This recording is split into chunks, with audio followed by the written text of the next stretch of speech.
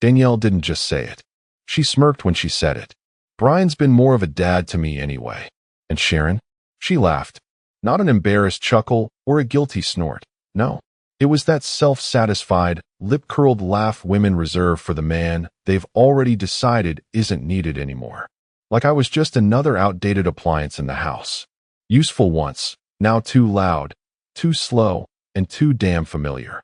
I didn't flip the table. I didn't yell. I didn't even blink. I just looked at her, at them, and said, "Good to know," before picking up their empty plates and scraping the rest of the chicken into the trash. That chicken? I'd marinated it for 6 hours. Sharon said she didn't have time to cook anymore because of her new training schedule. Yoga, then spin class, then wine with Brian. I knew. Of course I knew. I've known for months, ever since she started storing her workout bag in the car trunk and coming home smelling like cologne and bullshit. But this moment at dinner wasn't about the affair. This was the laugh. The point where the mask slipped, and they forgot I was still sitting there. They were so drunk on their own self-righteousness, they stopped pretending I mattered. And that was the moment I stopped pretending I didn't know everything. I loaded the dishwasher while they giggled in the living room. Danielle was still gushing about Brian buying her that tote bag. He said I needed something better than that cheap canvas Dad got me. Dad. I dried my hands, went upstairs, and opened the old laptop I kept under the bed. It had one job: offline backups. Most people forgot how powerful USBs still were in a cloud-obsessed world. But not me. I'm old school. You'd be amazed what you can do with a $3 flash drive and a 20-year grudge. Logged in. Password still worked. A folder called Arkansas. They never knew what it meant. They never even asked. Inside, copies of the trust agreements. Digital, notarized copies of the house deed. Screenshots of text threads Sharon thought she deleted. A scanned letter to Danielle I wrote back in 2013 after her first piano recital. And something else, a video. One I never intended to watch again. It was from Danielle's 13th birthday. Sharon had asked me to film her blowing out the candles. The frame shakes a little. I was crying behind the camera. That was the year Danielle's real dad stopped responding to her calls. I remembered her sitting in my lap whispering, "I wish you were my real dad." That version of her died tonight. I watched the whole thing once more, eyes dry this time. Then I copied the video to my current phone, unplugged the drive, and dropped it into a fireproof envelope marked Ava. I'll explain later who that is. Right before bed, I sat on the back porch and stared at the Rockies for the last time as a husband, as a stepfather, as the silent mule they'd built their lives on. Just a reminder here, 98% of people watch these stories without subscribing. If you're one of them, take a second and hit that button. It helps the team a lot more than you think and keeps stories like this going. When I came back inside, they were still watching some true crime garbage on Netflix. Sharon looked up and said, "You okay? You've been quiet." I smiled. "Just tired." She yawned and leaned on Brian's tote bag like it was some kind of crown. That night, while they slept, I changed every single password.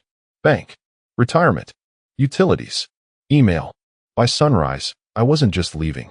I was erasing myself. I was out of the house by 6:15 a.m. No breakfast, no coffee, just a duffel bag, a prepaid flip phone, and the kind of stillness you only feel right before a landslide. The moving truck pulled up right on time.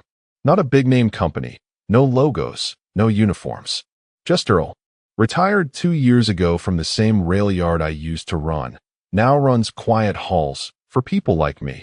Men ready to disappear without ceremony. He didn't ask questions. I didn't offer explanations. We just moved. Books, tools, my old belt buckle from when I got my first foreman gig, framed certificate from the Brotherhood of Locomotive Engineers. Everything I'd earned. Everything mine. I left the wedding album on the shelf. Not out of sentiment.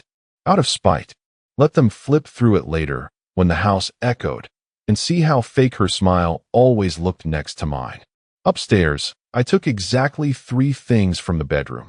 My watch, the fireproof lockbox, and the street Christopher medal Danielle gave me when she was 9. Said it would keep me safe on the tracks. Funny, she gave me protection back then. Now I needed it from her.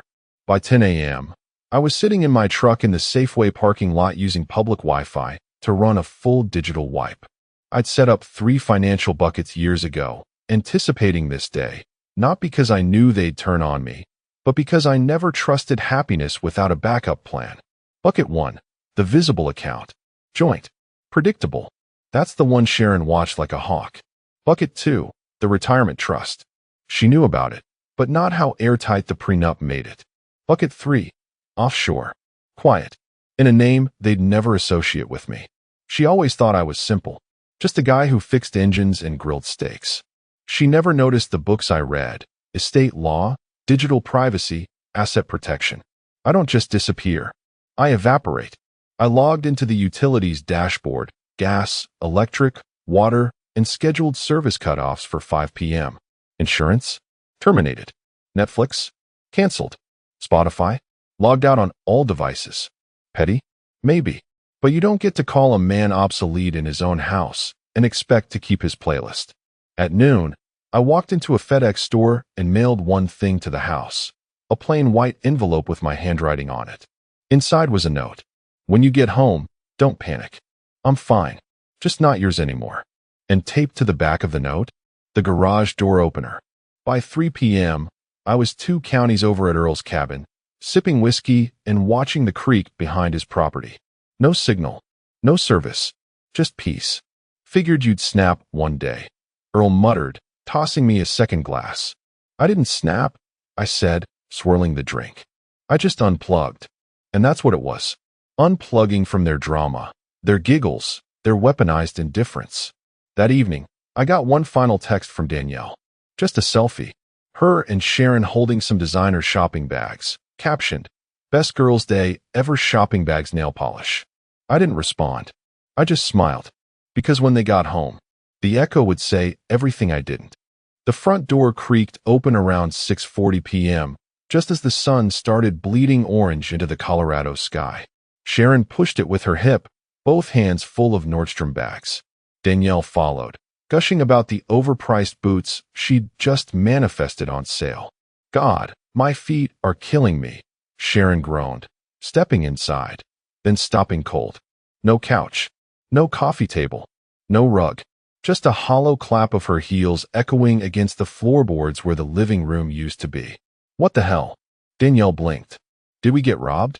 "Robbers don't take sectional couches and leave the TV," Sharon muttered, scanning the walls. The 65-inch Samsung was still mounted, untouched.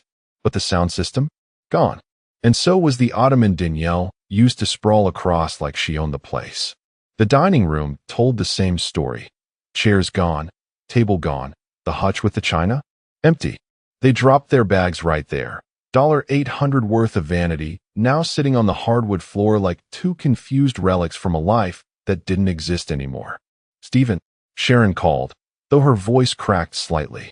Not fear, just that first twitch of unease that slithers in when something feels off, but you can't explain why yet. She stormed upstairs, Danielle trailing behind.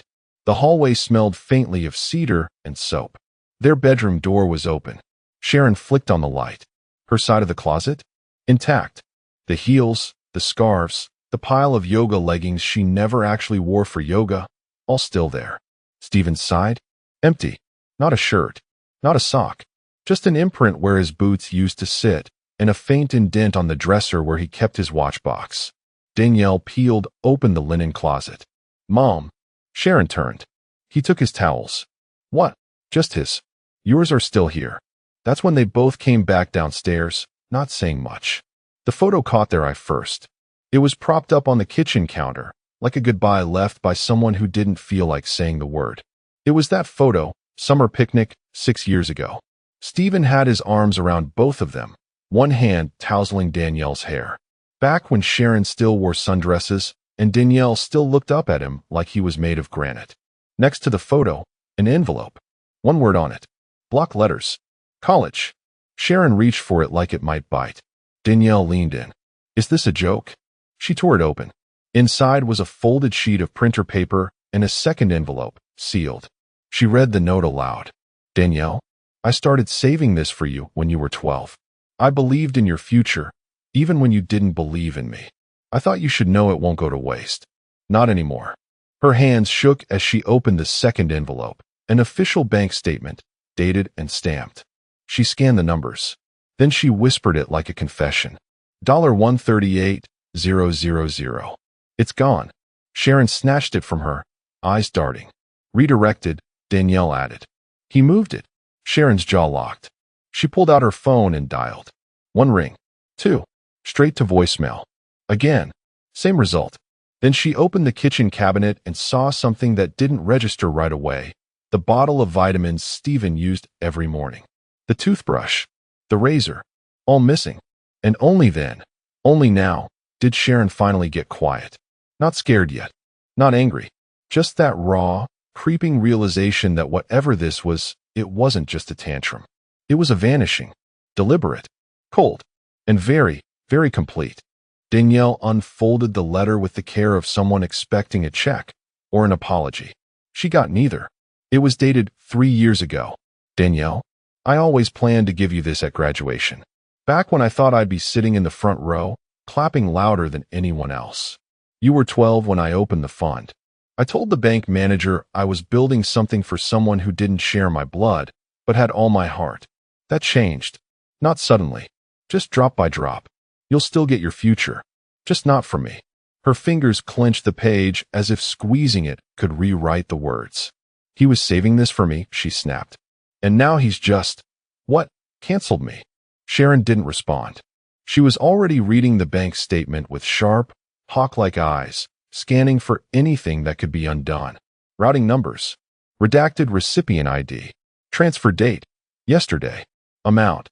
$138,217.44. Danielle grabbed the paper from her. He cleaned it out. Every cent. He moved it somewhere. Sharon turned, slow and rigid, and opened the second envelope. She expected a threat, maybe a scolding. What she got was worse. A notarized letter. Legal stationery. Blue signature ink. The whole thing felt icy just holding it. To whom it may concern. Effective immediately, Stephen Grant Walters has voluntarily relinquished all legal ties to the shared property located at 1176 Elmwood Trail. As per the terms of the 2006 post-nuptial agreement and Clause 14b in the property settlement override, Mr. Walters waives all rights, equity, and responsibilities towards said property. This decision is final and binding. Stamped. Filed. Dated. Yesterday again. Danielle looked up, confused. Wait, he's off the house. Like, he's not even on the deed anymore. Sharon didn't answer. Her lips had thinned into a bloodless line, and her thumb hovered over Stephen's contact in her phone like she could summon him with just pressure alone. She hit dial. 1 ring. 2. Voicemail. Again. Voicemail. She tossed the phone on the counter, where it slid, bounced, and landed screen down beside the framed photo. That photo now felt less like a memory and more like a warning. A snapshot of a lie they thought would never be tested. Danielle leaned against the kitchen island, holding the paper like it might turn to ash. So what do we do? Sharon turned slowly to face her, but her expression wasn't fury. Not yet. It was calculation. He's planning something, she muttered. This isn't the end of it. And she was right. Because this wasn't revenge. Not yet. This was just the receipt. Danielle didn't sleep. Not because she was heartbroken, please, but because her pride had finally met something it couldn't steamroll. She sat at the kitchen island with her laptop open, knees tucked to her chest, chewing the edge of a pin Stephen once gave her. She remembered the account. Vaguely. Back when she was 12, Stephen had taken her to the bank, dressed in a pressed flannel and that beat-up watch he used to wear every day. She'd drawn a crayon signature on some form as a witness. He told her it was the start of her future. She thought he meant a bike. It wasn't a bike. It was everything. She opened the bank's website and began the humiliating process of trying to guess old security questions. First pet? Middle name? What county was she born in? She clicked through, digging deeper, and finally found a placeholder entry with a redirected transaction. But the destination account wasn't in her name. It wasn't even hers. A cold chill ran down her back as she squinted at the recipient field. T. Vega Trust. She stared. Thomas Vega. Her biological father. Sharon walked in groggily, wrapped in a robe, mascara smudged across one cheek like war paint. What are you doing? Steven sent the money to him. Sharon froze. What do you mean, him? Danielle spun the screen around. Him. Thomas. My sperm donor. The guy you said was a deadbeat with a motorcycle and a record. Sharon took the laptop. Her lips moved silently as she read. Then her hand trembled. Just slightly. But enough. How, she asked, more to herself than Danielle. Danielle shoved a stack of folders off the counter. I don't know. I haven't talked to him in 10 years. He lives in Nevada or Utah, or, I don't know. He vanished after he stopped paying child support. Sharon blinked, then tilted her head. He's not the type to hold money. He would have spent it already in less. Danielle turned the laptop back around and opened the receiving account details again. New trustee name listed underneath. Ava Vega. Another name. Another daughter. Not her. Another daughter. Sharon's mouth hung open. Danielle stood slowly, the chair screeching behind her. You're telling me Steven didn't just take my college fund, he gave it to Thomas's other kid? Neither of them spoke. Danielle grabbed her phone and started scrolling. Messages to friends, mutuals, anyone who might have seen or heard from Thomas. Finally, she found one. A girl she knew from middle school had posted a blurry photo at a small-town coffee shop last summer. Tagged in the background, Ava Vega. Profile private. Bio read, scholarship recipient. Pre-law. CSU class of 28. Danielle stared at it like it might explode. He gave my money to her, she whispered, hollow. Sharon sat down, hard. He must have been planning this. For months. Danielle was already dialing. She found the number in an old text thread labeled T. Vega, do not answer. She hit call anyway. 1 ring. 2. Click. Yeah. The voice was older, raspier, like it had smoked more than it had spoken lately. Thomas. It's Danielle. Pause. Then, Danielle? Why are you? I want my money back, she said flatly. He laughed. Not like Steven's quiet scoff. This was open, smug, like years of silence had justified him. You only call now because there's money involved, he said. Steven knew that. That's why he sent it to Ava. She never asked for a damn thing. Click. Silence. Sharon stared at her daughter, but for once, Danielle didn't look like the girl who always got what she wanted. She looked like a stranger, like someone who'd just seen the world tilt and realized she wasn't at the center of it anymore. Sharon had never sat in a lawyer's office before. Not like this. She'd been to traffic court once, a parking ticket she insisted was bogus. She wore sunglasses inside and argued with the clerk. But this was different. This was carpeted silence, mahogany furniture, and an attorney who didn't blink when she yelled. I gave him 20 years of my life. Sharon snapped. He can't just vanish with everything. The attorney, mid-50s, sharp suit, eyes like cooled steel, folded his hands and nodded once. He didn't vanish. He restructured. Big difference. She narrowed her eyes. What does that mean? It means, he said, dragging a printed copy of the 2006 Post-Nup across the table, you signed away your rights to any asset held in his name, including but not limited to real property, retirement holdings, trusts, and future earnings from investments made prior to marriage. I thought that was just in case he died. He shook his head. No, it was in case you divorced. Sharon's nostrils flared. But we didn't. The lawyer leaned back, almost amused. And he didn't file. He walked. He's alive. Legally, that's not abandonment. Financially, it's exit by design. He gave you no debt, took no shared funds, and transferred out of your life like smoke through a vent. She slammed her purse on the desk. The metal buckle clanged. But we were married. Legally, yes, he said, calmly. Financially, you never were. She stared at the legal brief, eyes flitting over clauses she never remembered reading. Clause 12. Steven retains sole authority over any financial instrument tied to his name. Clause 14b. In the event of separation, all premarital funds revert to trustee oversight under Steven's discretion. She didn't see a trap when she signed it, because she never thought she'd need to. Meanwhile, Danielle sat on her bed, phone pressed to her ear, scrolling Ava Vega's Instagram like it owed her an explanation. College campus. Scholarship banquet. Ava hugging a woman Danielle didn't recognize, maybe Thomas's new wife. Then, a post from 2 weeks ago. Ava holding a scholarship award. Caption. Some men don't need to be your father to believe in you. Danielle's jaw clenched. She hit call. Thomas answered again, slower this time. Yeah, you gave her my money. No, he said, his voice flat. Stephen gave his money to someone who never laughed in his face. She went quiet. You only call me now because there's money, he said, tone like gravel. You never called when Ava was sick, or when we got evicted, or when I tried to send you birthday cards and they came back marked return to sender. I didn't know. You didn't care, he corrected. And that's fine. But don't show up now pretending this is about justice. It's just ego. He hung up again. Danielle stared at the wall, then at her phone, then at the box of letters Stephen had left behind in her memory, the ones she burned, ignored, or tossed aside like receipts. Downstairs, Sharon came home with a red face and a folder of bad news. Danielle didn't even look up. Did he leave anything for us? She asked. Sharon stood still, then slowly shook her head. No, not even a post-it. For the first time in 2 days, they both felt the same thing. Not anger, not confusion, but the slow, surgical pull of irrelevance. Stephen didn't rage. He didn't punish. He just removed them. And now the oxygen felt thinner every hour he was gone. They started with Instagram. Always Instagram. Danielle searched Ava Vega again, this time deeper, scrolling through likes, tagged photos, old posts buried under 7 filters, and 2 years of bad lighting. It didn't take long. Ava wasn't hiding. She was just living. A grainy picture first.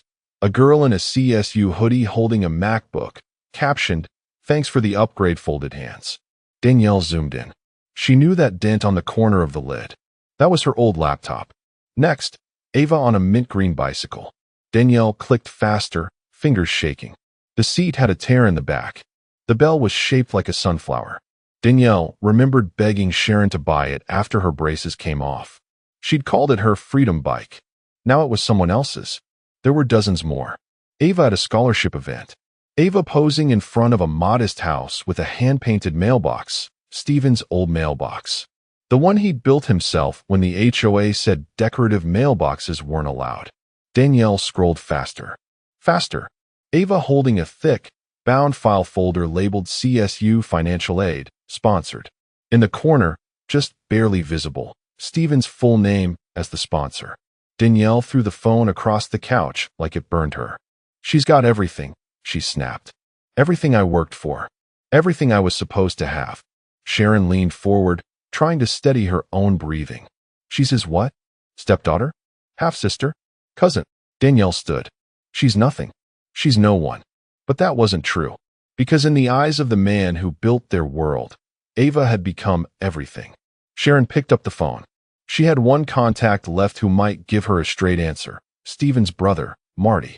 He answered after the second ring. Marty, she said, skipping the pleasantries. Who the hell is Ava Vega? Silence. Then a tired sigh. You're just now asking? Marty. She's Thomas's kid. Stephen's been helping her out for a few years now. Quietly. Sharon's voice went razor thin. Why? Because she reminded him of Danielle, Marty said. Before Danielle started calling him by his first name and laughing about his dad jokes. Sharon flinched. He told me once, Marty continued, that blood's got nothing to do with loyalty. That girl never once asked for money. She wrote him thank you notes. Hell, she sent him a Father's Day card. You know what he said? What? He said he finally realized love wasn't about who you raise. It's about who doesn't unraise you when it's convenient. Sharon went silent. Then quietly, she's just some kid. From nowhere. Marty chuckled. Not kindly. So was Danielle once. But you both forgot that when you got comfortable. He hung up. Danielle was pacing now, whispering to herself. She's got my laptop, my bike, my money, my future. And there it was. The quiet, aching truth neither of them wanted to say aloud. Ava wasn't a thief. She was a replacement. A reflection of everything Danielle could have been, if she hadn't chosen to mock the man who built her life brick by brick. Sharon sat down, feeling the chair creak under the weight of something far heavier than her. This wasn't revenge. This was a shift in gravity, and they were no longer the center. Sharon thought the internet would be her ally. She forgot it remembers everything. That night, in a last-ditch flail for sympathy, or maybe just control, she posted to a private Facebook group she used to rule like a queen bee. Wives have been betrayed, Colorado chapter. Her post was long. Wounded. Dramatic. My husband of 20 years abandoned me and my daughter without warning. Stole our future, gave her college fund to a stranger. We're left with nothing while he runs off playing hero to someone else's kid. She added a photo of the empty living room. In the envelope. Within an hour, the likes rolled in. Angry emojis. Crying faces. A few "what a monster" comments. But by hour 2, something changed. One woman commented, "Wait, is this Stephen Walters? My cousin went to high school with him. Didn't he raise the girl like his own since she was a toddler?" Then another, "You mean Danielle? I remember her sweet 16. My son's band played it. He gave a whole speech about her being his heart." Someone else chimed in, "Still have that video. Hang on." Click. Upload complete. Sharon's breath caught. Danielle leaned over her shoulder as the video buffered. There it was. Blurry phone footage, but unmistakably clear audio. Stephen, in a dress shirt and tie he probably hated, standing in front of a backyard balloon arch, glass of lemonade in hand. 16 years ago, I met a little girl who didn't smile much. She didn't trust easily, but she gave me a chance. She didn't carry my blood, but she carried my heart. And I'll carry hers as long as I'm breathing. The crowd in the video clapped. You could hear Sharon laughing. You could see Danielle wiping her eyes with a napkin. Back in the present, she sat frozen. And then the comments got worse. "You forgot all that when he stopped giving? Sounds like you're mad he left with dignity. Why would he owe you anything after that dinner? Respect goes both ways. Just saying. Danielle stood, voice cracking. "Why are they attacking me? He's the one who he left. He abandoned us." Sharon didn't have a response. She was too busy watching the likes dwindle, the hearts fade, replaced by cold, quiet judgment. The internet had voted. Stephen wasn't a villain. He was the man who stayed longer than he should have, gave more than he owed, and walked out with silence instead of spite. Danielle hurled the phone across the room. It didn't break. That would have been too merciful. She collapsed onto the couch Stephen took. Now she sat on the bare floor, knees hugged to her chest, whispering, "I didn't mean it. That dinner. I was just being funny." But no one was laughing now. Not online. Not in the house. Not in her head. The isolation wasn't coming. It had already arrived. And it sounded like Stephen's voice, on loop, telling her she carried his heart. Until she dropped it. The voicemail counter blinked 6. Then 8. Then 12. Sharon redialed until her thumb ached, gripping the phone like it owed her something. Danielle sat next to her, silent, wrapped in a hoodie she hadn't worn since high school. They didn't speak. Not to each other. Not anymore. There was nothing left to argue about. The living room felt hollow, stripped of furniture, but also stripped of authority. It didn't feel like their house. It felt like a crime scene where the body was never found. And Stephen? He was the ghost. Sharon tried texting again. "Please. Just talk to me. You've made your point. Come home. This isn't you." No response. Danielle whispered, "He's not going to answer, Mom." Sharon looked up, her face raw and unfamiliar. "He always answers." But he didn't. Not this time. Not until 9:03 p.m. Her phone buzzed. One new voicemail. No caller ID. No name. Just unknown. Sharon played it on speaker, like a ritual. Stephen's voice filled the silence. Calm. Measured. "You called me weak. You laughed in my face, in my house, after I spent 20 years building a life around you. And when I didn't yell, didn't rage, you took that silence as surrender." Sharon's breath hitched. Danielle didn't move. But silence isn't surrender. Silence builds things. Like walls. Like resolve. Like an exit plan. He paused. That same damn pause he always took when he was disappointed. When words weren't enough. Then, "I didn't take your future. I just gave it to someone who never mocked me for giving in the first place." The message ended. "No, goodbye. No, I forgive you." Just that vacuum. That clean, surgical end. Sharon's hands shook. She dropped the phone and buried her face in them, shoulders trembling. Danielle sat still for a long time before whispering, "He really meant it." Sharon didn't respond. She just sobbed. Because now it was clear Stephen hadn't left them behind. He'd stepped past them. And all that was left now was the sound of their own breath in a house no longer theirs, surrounded by a life they mistook for permanent. He wasn't angry. He was finished. The auditorium buzzed with polite applause and folding chairs that creaked beneath proud parents and oversized bouquets. Stephen stood near the back wall, arms crossed, posture straight. No suit, just a dark blue button-down and the watch Danielle gave him years ago, now barely ticking. He hadn't fixed it. He didn't need to anymore. He scanned the crowd like a conductor measuring silence. He wasn't there to be seen. He was there to see. The announcer called the next name. Recipient of the James T. Kendall Memorial Scholarship for Academic Resilience and Community Service. Ava Vega. Applause. Whistles. Ava stepped up to the podium in a simple dress, hair pinned back, nervous but composed. She unfolded her speech with both hands. Her voice didn't shake. This scholarship changed my future. But more than that, the man behind it changed how I see myself. Stephen didn't blink, just watched. He's not my dad. But he showed up, quietly, again and again, when I didn't ask, when I didn't even know how to ask. Stephen Walters believed in me when no one else did. The crowd clapped again. Someone stood to take a photo. Ava smiled, grateful, not performative. In the shadows near the emergency exit, two women stood motionless. Sharon, in a too formal dress that hadn't fit right since winter. Danielle, in black slacks and a gray hoodie zipped all the way to her chin, arms folded like armor. She leaned toward her mother, voice barely audible. He's not even looking at us. Sharon didn't answer. Her lips twitched, but no words came. Danielle turned again. Does he even know we're here? Sharon gripped her arm, nails digging in just slightly. He knows, she said. He just doesn't care.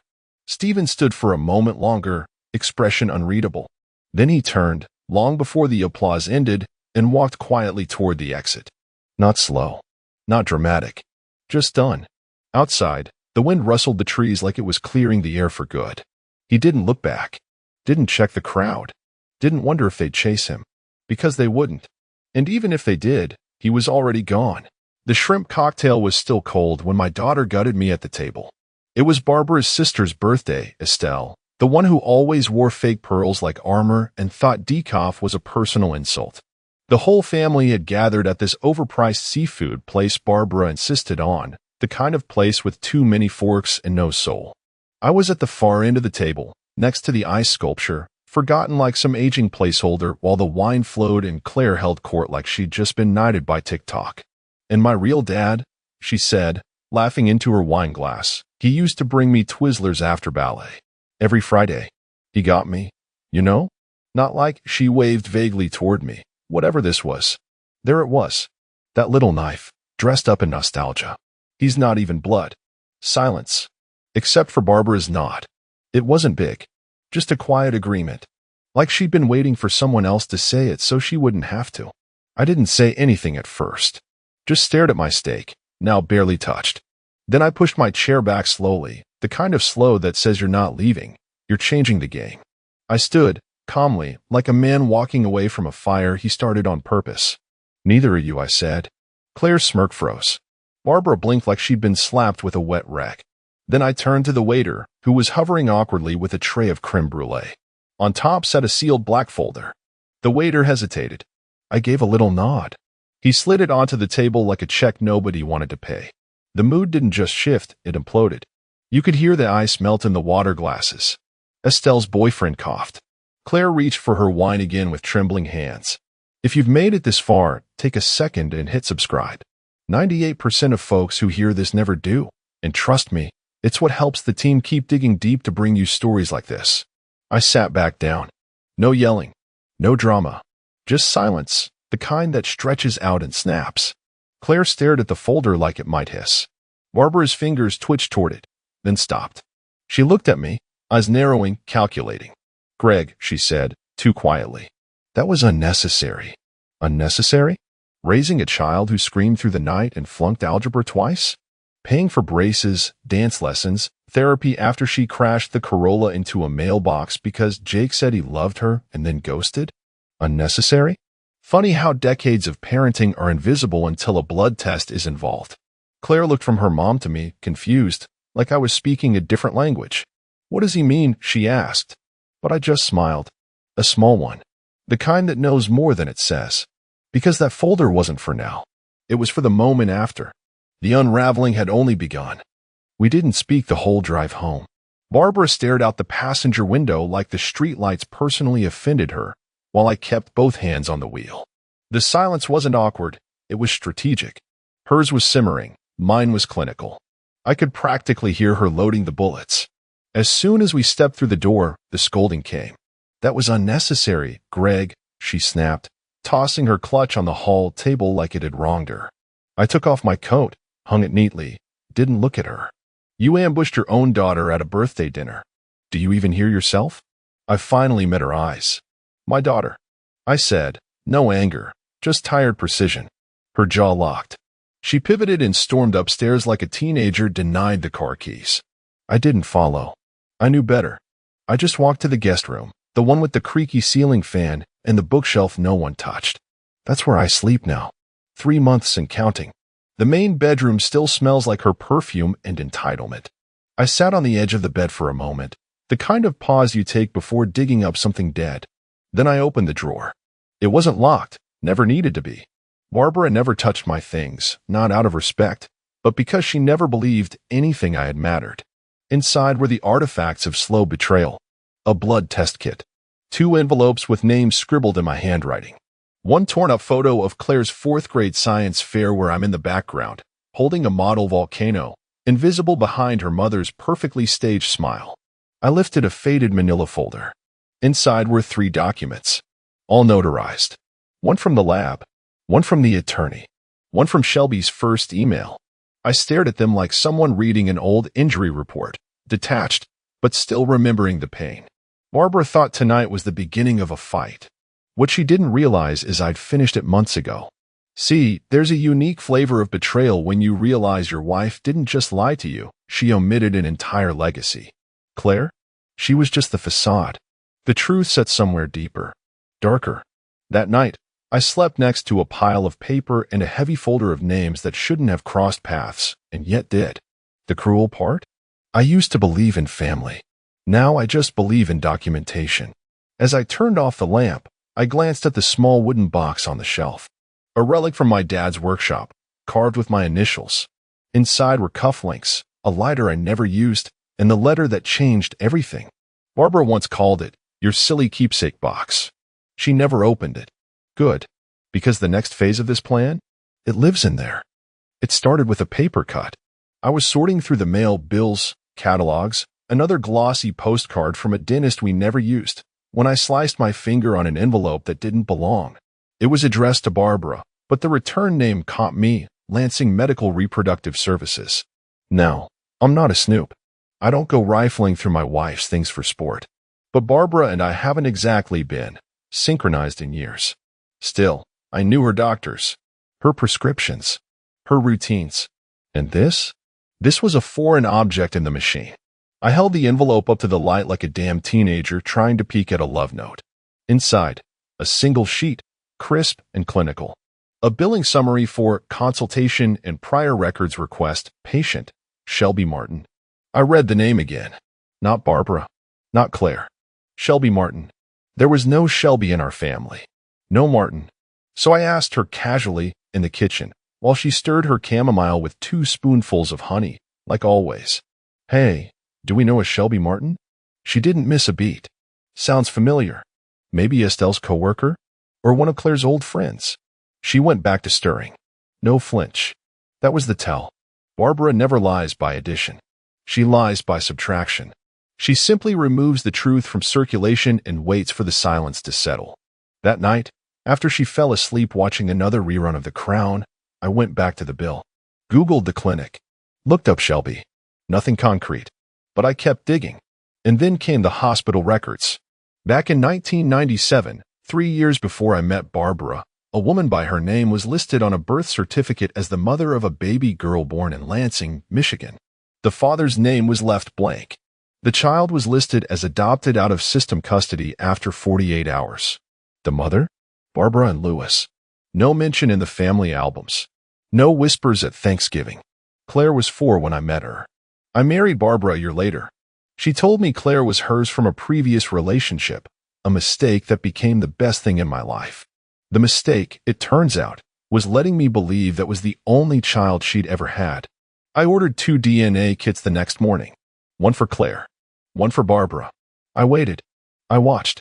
Claire came over one weekend, stayed the night after 1 too many margaritas. I snagged her toothbrush. Barbara, later, left a used floss pick in the bathroom wastebasket. You don't need blood when you have modern science and a garbage can. The results came back like a gut punch wearing a lab coat. Claire, no biological link to Barbara. Not even distant. Just nothing. Which meant everything I thought I knew was false. Not bent. Not stretched. Broken. Claire wasn't Barbara's daughter. She was someone else's. Taken in. Claimed.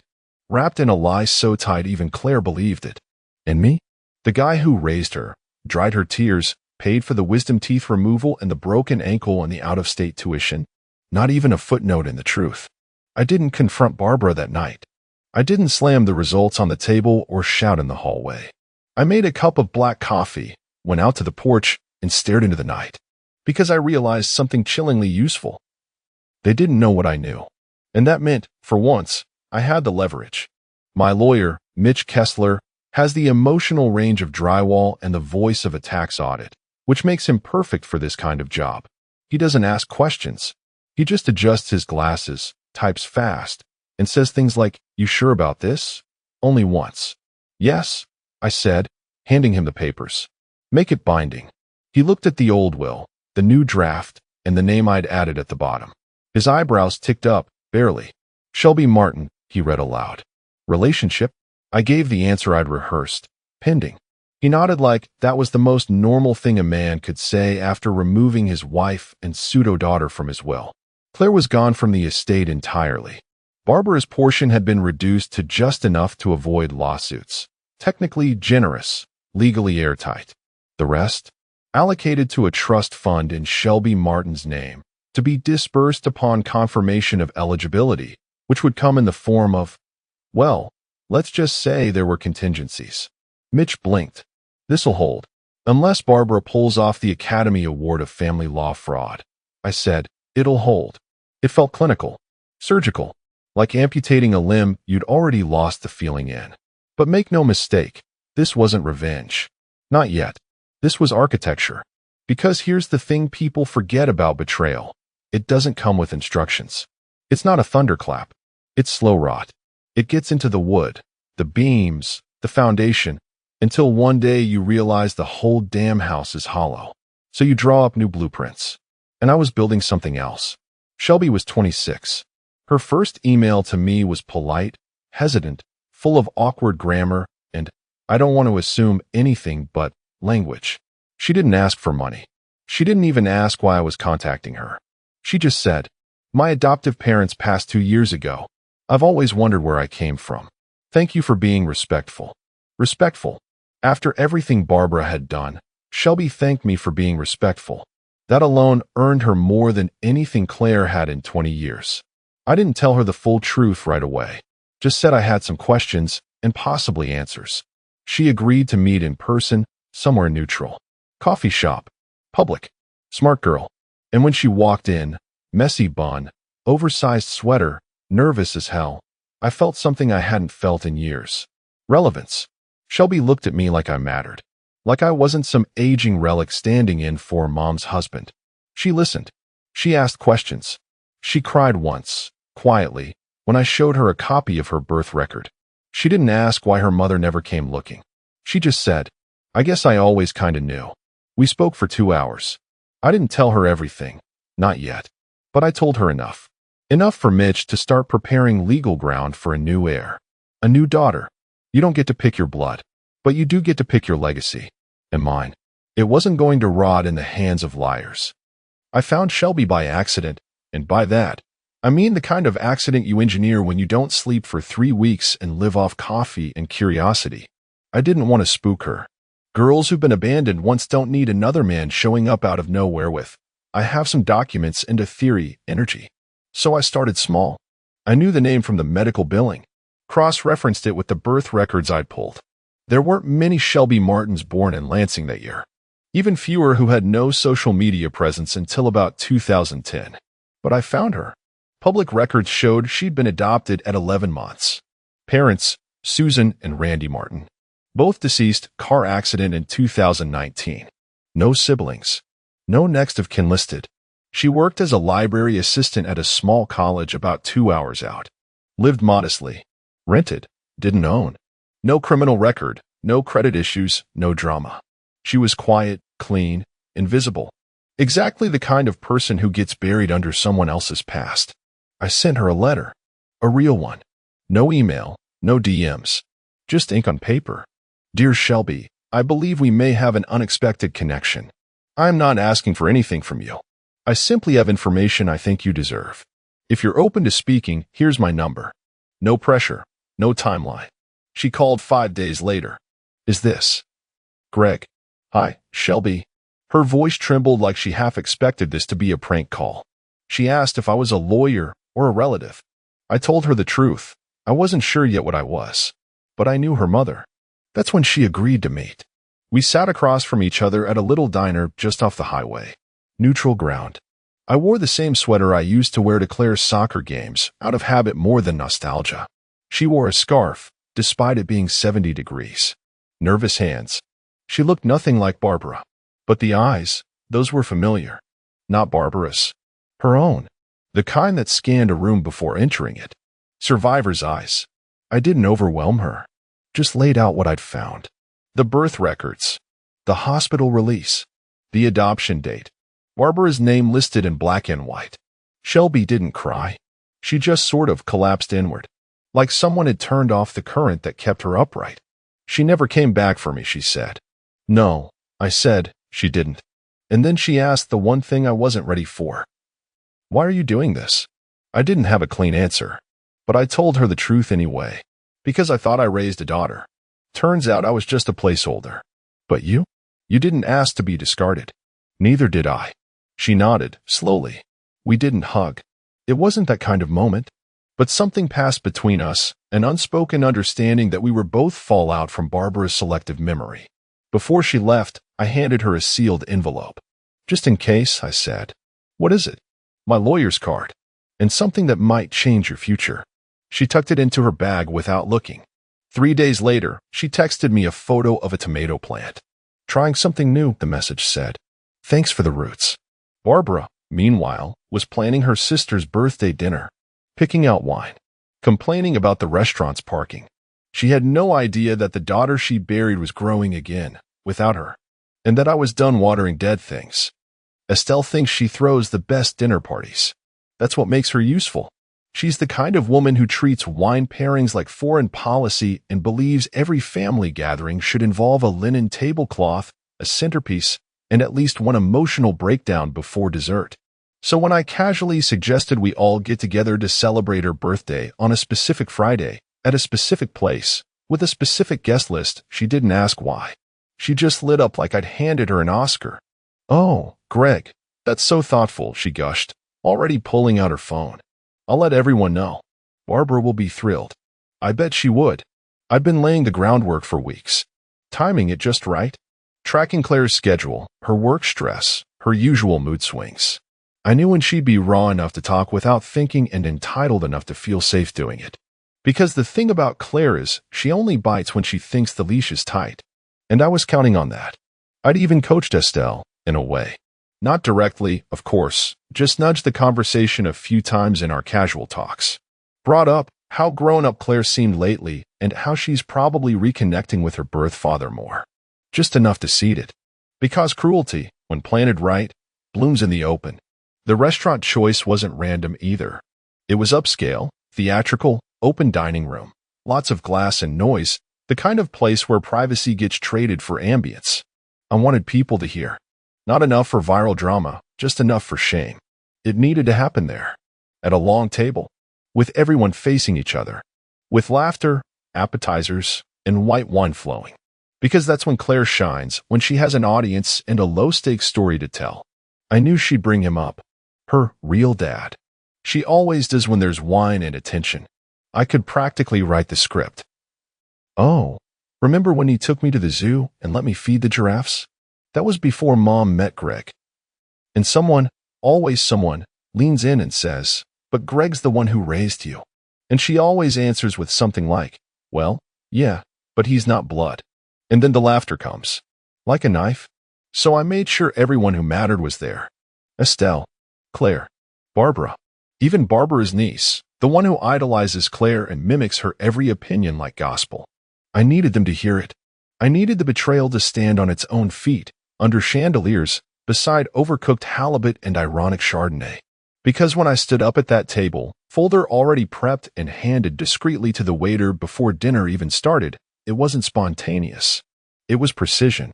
And when Claire dropped her line, "He's not even blood," and Barbara gave that quiet little nod, that wasn't a surprise. It was the cue. The one I'd been rehearsing for a year. The one that triggered everything that came next. Because if you want to burn the whole house down, you don't start with a match. You start by making sure everyone's inside. Claire's fingers trembled when she reached for the folder. She didn't ask. She didn't wait for permission. She just snatched it like a bratty child trying to reclaim the last word. "Fine," she hissed. "Let's see what this dramatic little stunt is about." The whole table watched, Estelle frozen mid-sip, her boyfriend blinking like he'd wandered into a murder mystery by accident. The waiter, bless him, was nowhere in sight, probably in the back texting his girlfriend about the family implosion unfolding in Section B. Claire tore open the folder with the self-righteous flair of someone convinced she was about to expose me. Instead, she exposed herself. 2 documents. Both crisp, official, both bearing cold, sterile headers. DNA test results. Subject, Claire Whitman. DNA test results. Subject, Barbara Lewis. She looked at the first page, brows furrowing. Then the second. Her jaw slackened. Her lips parted, but nothing came out. Her eyes darted to Barbara, then to me, then back to the paper, like maybe she'd misread. I didn't move, didn't blink. She read again, and then she laughed. It was dry, broken, desperate. "This is fake." "Read it out loud," I said, my voice calm enough to draw blood. She didn't, but Estelle did. She leaned in, eyes narrowing, and read in a slow, cautious tone like defusing a bomb. "No biological match found between Claire Whitman and Greg Whitman." Then she turned to the second sheet, her voice catching. "No biological match found between Claire Whitman and Barbara Lewis." A pause. Then silence. Not just quiet void. The kind of silence that makes your ears ring. Claire stared at Barbara now, wide-eyed and nauseous. "What is this?" Barbara said nothing. Not because she didn't have words, but because every lie she'd spent decades stitching together had just unraveled in her daughter's, no, not daughter's, hands. I took a sip of water, set the glass down deliberately, and said the one word that detonated the entire table. "Adoption." Claire's head jerked like someone had slapped her. "No," she whispered. Barbara opened her mouth. "No." I repeated, raising an eyebrow. "That's what the records say. Hospital. State of Michigan. Signed. Sealed. Buried under years of bedtime stories and half-truths." "You're lying." Claire spat, rising from her seat. "You think I forged state medical records and lab-certified DNA tests?" I asked, tilting my head. "I'm good, Claire, but I'm not that good." She turned to Barbara again, eyes full of betrayal, disbelief, need. But Barbara's face was hollow. Not out of guilt. Barbara doesn't do guilt. But because she knew the chessboard had flipped, and she didn't know how to play black. "I was going to tell you," she mumbled. "When?" I asked, still seated. "After the wedding? On your deathbed? Or maybe just, never?" Claire's voice cracked now. "So I'm not your daughter?" "You were," Barbara said weakly. "No," I interrupted. "She was a placeholder. A performance. A lie wrapped in birthday cards and orthodontist appointments." Claire staggered back, clutching the folder like it might explode. I stood up, not dramatic, just final. "I raised you, Claire. I gave you a life, love, stability. You dismissed me with a laugh and a glass of rose. You told me I wasn't blood." I leaned closer, just enough for her to hear. "Well, congratulations. You were right." And for the first time in her life, Claire had nothing to say. Claire turned to Barbara like a grenade looking for its pin. "Tell me this is a mistake," she demanded, voice shaking like scaffolding in a storm. "Tell me he's lying. Tell me something." Barbara didn't answer. Not right away. She blinked too much. Licked her lips. Reached for her wine. Thought better of it. Then reached again. She looked exactly like someone realizing the fire alarm was real, and she was the one holding the match. I meant to tell you, she stammered. Claire laughed. Sharp. Ugly. Like glass underfoot. Oh, well, that makes it fine, doesn't it? Just a tiny detail, huh? That you adopted me and never told me I wasn't even your damn daughter. Barbara flinched. Estelle put a hand on her arm, but Barbara shook it off like shame was contagious. Across the table, I stayed seated, calm, composed, my water glass half full and unmoving. The storm wasn't mine to manage anymore. I didn't know how to, Barbara said, voice going small. Try me, Claire snapped. I cleared my throat, not loud, but enough to slice through the mess. Shelby deserved the truth, I said. So do you. Barbara finally looked at me. There it was, the tremble behind her eyes. Not guilt. Exposure. The kind of fear that only hits when the script goes off the rails. She looked back to Claire. You were left at the hospital, she said quietly. Just left. No name, no paperwork, no explanation. I was still grieving, my other child. I was volunteering there, part of a college program. And they asked if I could hold you for a while. Just until the social worker arrived. Claire's face cracked. So what? You just kept me? No, not at first. Barbara's voice was glass now. But I couldn't walk away again. Not after what I did before. She didn't look at me when she said that. She didn't need to. Claire looked between us, desperate to piece it together. What do you mean again? What did you do before? I let the silence grow teeth. She gave Shelby away, I said. College pregnancy. No father listed. Give her up. Moved on. And never told a soul. Not even the man she married later. Barbara shook her head, muttering something unintelligible, but the damage was already running its course. Claire sat back down like her knees had buckled. I'm adopted, she whispered. From some random hospital. And you, she pointed at Barbara, her voice now venomous. You lied to me my entire life. I loved you, Barbara shot back. No. You used me. You made me believe I belonged to you. You made me believe her finger turned to me, was some backup character in the story you were writing. Barbara finally looked at me now. Directly. Her expression said what her mouth couldn't. You planned this. You wanted this. She was right. I took another sip of water. Cold. Perfect. No more secrets, I said, leaning back. I made sure of it. Claire looked like a hollowed-out version of herself. 26 years old, and somehow only now seeing the ground under her feet wasn't real. Barbara tried one more time, soft, maternal, pathetic. I did the best I could. Claire didn't even look at her this time. You did the best for you. The silence returned heavier now. No one moved.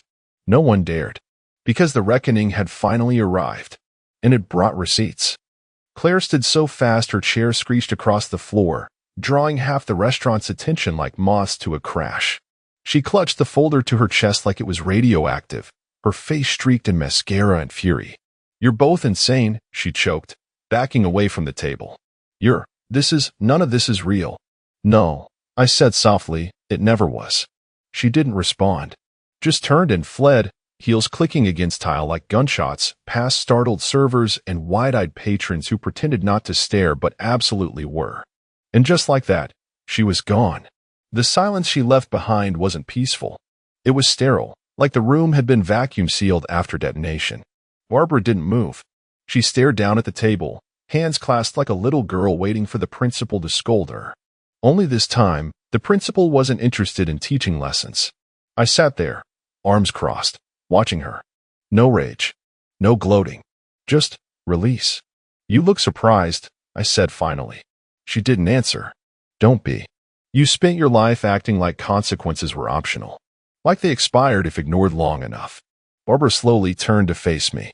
Her voice was cracked glass. Why now, Greg? Why do all this now? I leaned forward. Because truth is only valuable when people are watching. And right on cue, like a scene blocked with military precision, the waiter returned. Same kid from earlier. His bow tie slightly crooked. He looked nervous again, as if he'd wandered into the tail end of a hostage negotiation.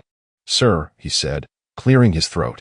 You asked me to return this to the table after dessert, but since things seem to have changed. He placed a thick white envelope in front of Barbara. Sealed. Stamped. Notarized. Barbara blinked at it like it might bite. She didn't touch it. So I did. I slid it across the table slowly, gently. My resignation, I said. She looked up, confused. From the house. From the joint accounts. From the dance we've been doing for 20 years. Signed, stamped, and delivered. She finally opened it. Her eyes scanned the lines, hands trembling. Quitclaim deed. Filed. Effective immediately. Bank documents. My name off every shared asset. Retirement accounts, split as per agreement, but mine already rerouted. Every joint string we shared, cut clean. I watched the realization settle into her bones. You signed this before dinner? She asked. I nodded. This wasn't vengeance. It was closure. She gripped the envelope with both hands now, knuckles white. You're walking away from everything? Not everything, I said, pushing back from the table. Her eyes flicked upward.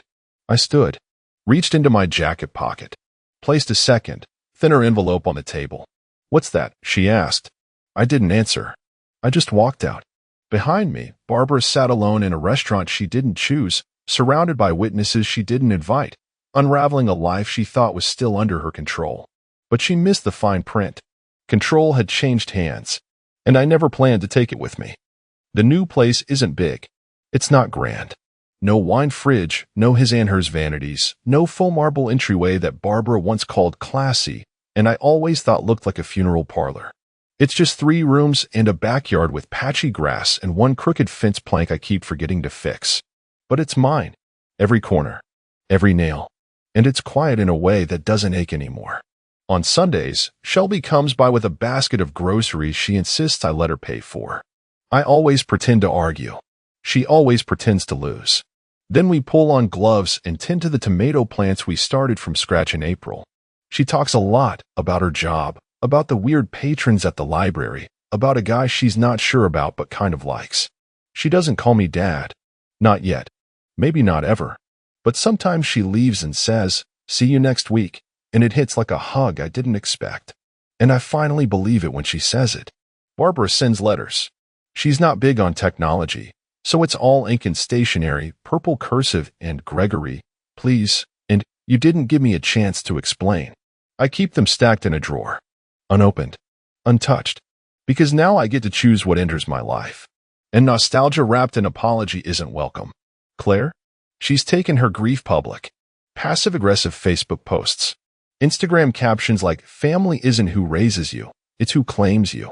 Last week she posted a sunset photo with the caption, "Letting go of people who never truly saw me." I almost laughed. But I didn't. Instead, I turned off the screen and went outside. The tomatoes were coming in, finally. Shelby said we'd probably get a full crop this year. I told her I didn't care if we only got one, just as long as we grew it ourselves. Later, I sat on the porch with a glass of iced tea, watching the wind shake the branches. There was no grand finale. No one came running down the driveway sobbing. No music swelled. Just stillness. And the quiet understanding that peace doesn't come free. It costs you comfort, familiarity, even the illusion of love. But I paid it. And for the first time in years, the return on investment felt worth it. I knew the smile wasn't for me. We were celebrating our son's 16th birthday, balloons tied to chair backs, Costco cake already halfway devoured, and plastic cups of red punch everywhere. And there he was, Dennis, toasting with a plastic cup like he belonged. Like this was his damn family. "Here's to Jeremy," Dennis said, holding his cup high. Smart, polite, and probably taller than me already. "Jess, you've raised a great kid." "Jess." She giggled, actually giggled, and smacked him on the arm. "We raised a great kid," she corrected, with a sideways glance at me, like I was some kind of co-manager at a retail job she regretted applying for. The guests laughed politely. Jeremy looked embarrassed, but beamed. Then, this part still burns. Dennis reached out and ruffled his hair like some long-lost uncle in a Hallmark movie. My son smiled, like it was normal. That smile didn't sit right, and it hadn't for a while. Not just Dennis's, but Jessica's too. The way her face lit up whenever his name came up. At first, it was just stories. Remember when Dennis and I went skydiving? Or Dennis always made the best chili at tailgates. Then it was calls. Then barbecues. Then she was planning Jeremy's party and said, "I think it'd be nice if Dennis came." My silence was interpreted as approval. It wasn't. So I stood there that night, smiling tightly through gritted teeth, nursing a flat beer while watching my wife laugh like she was in a time machine. I've been married to her for over 20 years. I know her moods, her lies, her little performance tics. The way her voice goes up a half note when she's pretending to be casual. The way her hand rests on her hip when she's hiding something. And in that moment, with Dennis making himself at home and Jeremy orbiting him like a sun, I felt it. Something fundamental had shifted. You can call it paranoia. You can call it male ego. But I saw what I saw. My wife wasn't just catching up with an old friend. She was leaning into a history she never truly left. And my son, our son, was starting to mirror someone I hadn't invited into my house. People say men like me are quiet because we're emotionally unavailable. That we bottle things up. Maybe. Or maybe we're just storing ammunition. Because every awkward laugh, every sideways glance, every goddamn toast, I kept it all. Like pins on a board. And the more I watched, the more I couldn't ignore the possibility screaming in my gut. Jeremy didn't look like me. He had Dennis's crooked grin, Dennis's lanky frame, even Dennis's way of walking, that confident, shoulder-swaying gait like he owned the floor. And yeah, I told myself it was just genetics being weird. Recessive traits. Blah, blah, blah. But then he turned his head to the side to listen to Dennis talk. And the profile, the nose, the brow. It was like staring at a replica. I must have stared too long, because Jessica caught me. She walked up, whispering with that fake concerned tone she saves for public manipulation. What's wrong? You've been weird all night. Just tired. I lied, sipping the beer I hadn't tasted in 15 minutes. She rolled her eyes. You know what? Don't be threatened by my ex, Martin. We're just friends. Jesus, you're paranoid lately. Maybe work is getting to you. Paranoid. Classic deflection.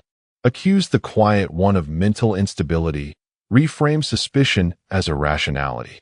I've seen it in coworkers, manipulative bosses, and now, my wife. Funny thing about paranoia, though, it's just pattern recognition you haven't proven yet. And if you've read this far, do me a favor. Subscribe. Most people don't, and yeah, I get it. Why bother? But if you knew how hard our little team works to bring these stories to light, you'd know every click helps us dig deeper, especially in stories like this, where the truth is buried in plain sight. Because from that night on, I started looking at everything differently. Every smile, every joke, every old photo on the mantle, every casual reference to Dennis dropping by. And somewhere between Dennis's laugh and my son's lopsided grin, a seed planted itself in my chest. Not fear, not jealousy, doubt. The kind that corrodes quietly. And that's when I started digging. The first time she said, "We're just catching up." It was a Sunday afternoon, and she had made lemon bars from scratch. Jessica only bakes when she's overcompensating. She kissed me on the cheek like a nurse clocking out of a shift and grabbed her purse. He's going through a lot. Divorce stuff. It's sad, really. By the third catch-up, she stopped pretending. No baked goods. No explanations. Just perfume. That red coat she hadn't worn in years, and a text if I was lucky, with Dennis. Don't wait up. I told myself I wasn't going to spiral. I'm not the jealous type. I'm the guy who organizes sock drawers, alphabetizes spices, and files taxes in February. I've handled freight disasters, rerouted million-dollar shipments across 3 states on 0 sleep. I don't fall apart over social lunches. But this wasn't social. It was ritual, and it was increasing. Dennis became a fixture. Sometimes he dropped Jeremy off from school. He was in the area. Other times he just happened to bring over old photos for Jessica. Look at this one, back when we went to that ski lodge in Vermont. Remember that night? And Jessica would blush, laugh, even touch his arm while they reminisced, like my living room was some rom-com set, and I was the oblivious side character. I started watching her more carefully. At night, Jessica would fall asleep almost immediately, no guilt, no tossing, no murmured I love yous. She just shut off, like a lamp. Meanwhile, I'd stare at the ceiling fan and hear everything. Wind against the windows, the heater clicking on, silence from her phone on the nightstand. I didn't check it. I'm not a phone snooper. I didn't need to be. Because the real betrayal doesn't live in texts. It lives in tone. In how she started saying my name like it was a job title. How she stopped asking about my day. How she began calling Dennis Denny. That's what she used to call him back in college, before she chose stability. One night, while visiting my mother, I told her Jeremy was struggling in biology. He's smart, I said, but science is not his strong suit. He's got my math brain, though. She chuckled, then squinted. Not sure he got your chin, though. I laughed politely until I saw her face. She wasn't joking. My mother has that old-school radar, the kind that doesn't rely on DNA kits or browser histories. She'd always liked Jessica, but that night, she watched me a little too carefully, and I felt it in my stomach. The drop. The moment something ordinary gets recast as sinister. I went home and pulled out the family photo albums. Jessica kept them obsessively updated. The early years. Jeremy as a baby. His first steps. Halloween costumes. Missing teeth. And me, always there, holding him, smiling. But the eyes weren't mine. The jawline wasn't mine. The curve of the mouth, familiar, but not from me. From Dennis. Still, I needed more than instinct. I needed proof. A few days later, Jeremy sprained his wrist at baseball practice. ER visit. I offered to handle it solo, told Jessica to rest. She didn't argue. While they were getting x-rays, I asked the nurse quietly if they had a record of his blood type on file. She hesitated. I smiled, played the concerned father card. She pulled it up. Jeremy was AB. I'm type O. Jessica is A. It didn't add up. Science doesn't lie. DNA is stubborn like that. You can gaslight someone about feelings, but you can't rewrite chromosomes. That night, I ordered 2 DNA kits. One was the regular mail-in kind, easy, discreet. The other went through an old friend of mine who works in a lab. No questions. Just swab and ship. I waited. Jessica was asleep beside me, breathing steady like a metronome. Her phone buzzed once, screen lighting up. I didn't look.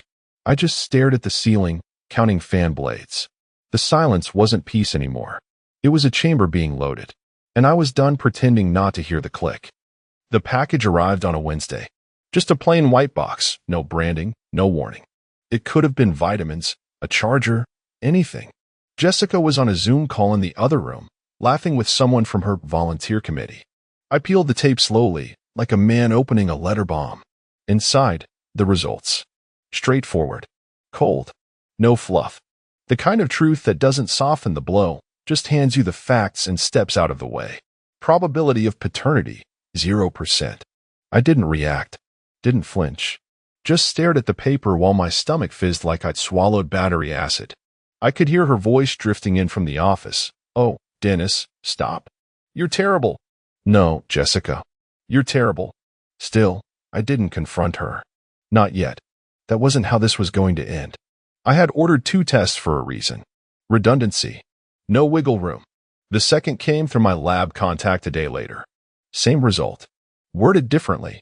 Same gut punch. Non-paternal event indicated. Recommend follow-up testing. Follow-up testing?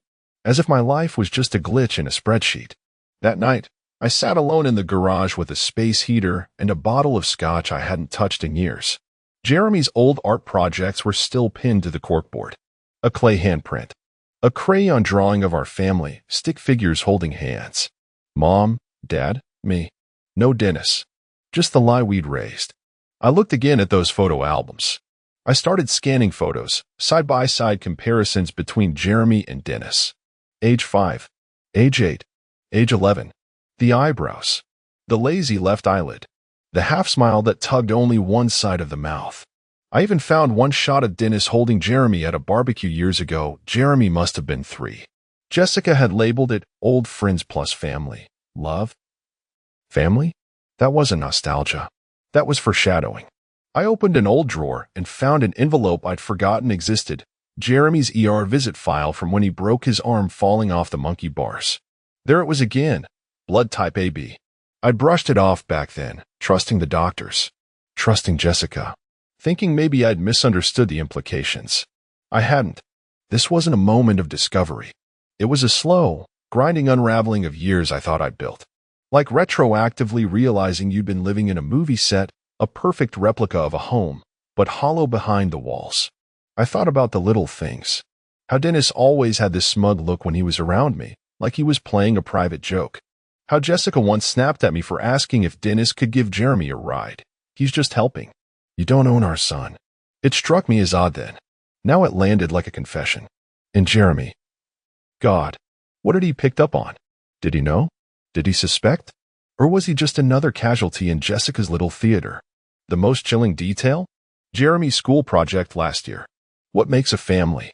He'd written, a family is the people who raise you, even if they didn't make you. At the time, I thought it was deep. Now it read like a scream through a sealed door. I kept everything. Printed copies. Duplicates. Backups. I wasn't going to confront Jessica in the kitchen like some soap opera husband. No yelling. No thrown plates. No scene. No, this would require patience. Presentation. Precision. I wanted the truth to drop like a surgical bomb, clean, controlled, and impossible to escape. And for that, I needed Dennis. I needed the stage set just right. Because if I was going to burn 20 years of illusion to the ground, I damn well wasn't doing it in private. I was going to do it with an audience. Top shelf stuff for a top shelf guy, I said, handing Dennis a bottle of Jefferson's Ocean bourbon wrapped in matte black gift paper. He whistled. Damn, Martin. Didn't expect that. Didn't expect you to be around this much either, I said, with a grin that passed as friendly if you weren't listening too hard. He laughed. You know Jess insisted I come to the party, right? She said it wouldn't feel right without me. I nodded, clinked his glass, and thought, yeah, wouldn't feel like a betrayal without the main character. See, that's the thing about betrayal. It's not just the act. It's the theater of it. The casual smiles. The shared beers. The fact that he stood in my kitchen last week, eating my chili, critiquing my lawn, laughing at inside jokes with my wife. And now here I was, playing host to the guy who'd silently rewritten my family tree. But that's exactly how I wanted it. I didn't just need him unaware. I needed him comfortable. That meant no anger. No icy glares. No suspicion. I became his buddy. The chill, emasculated husband.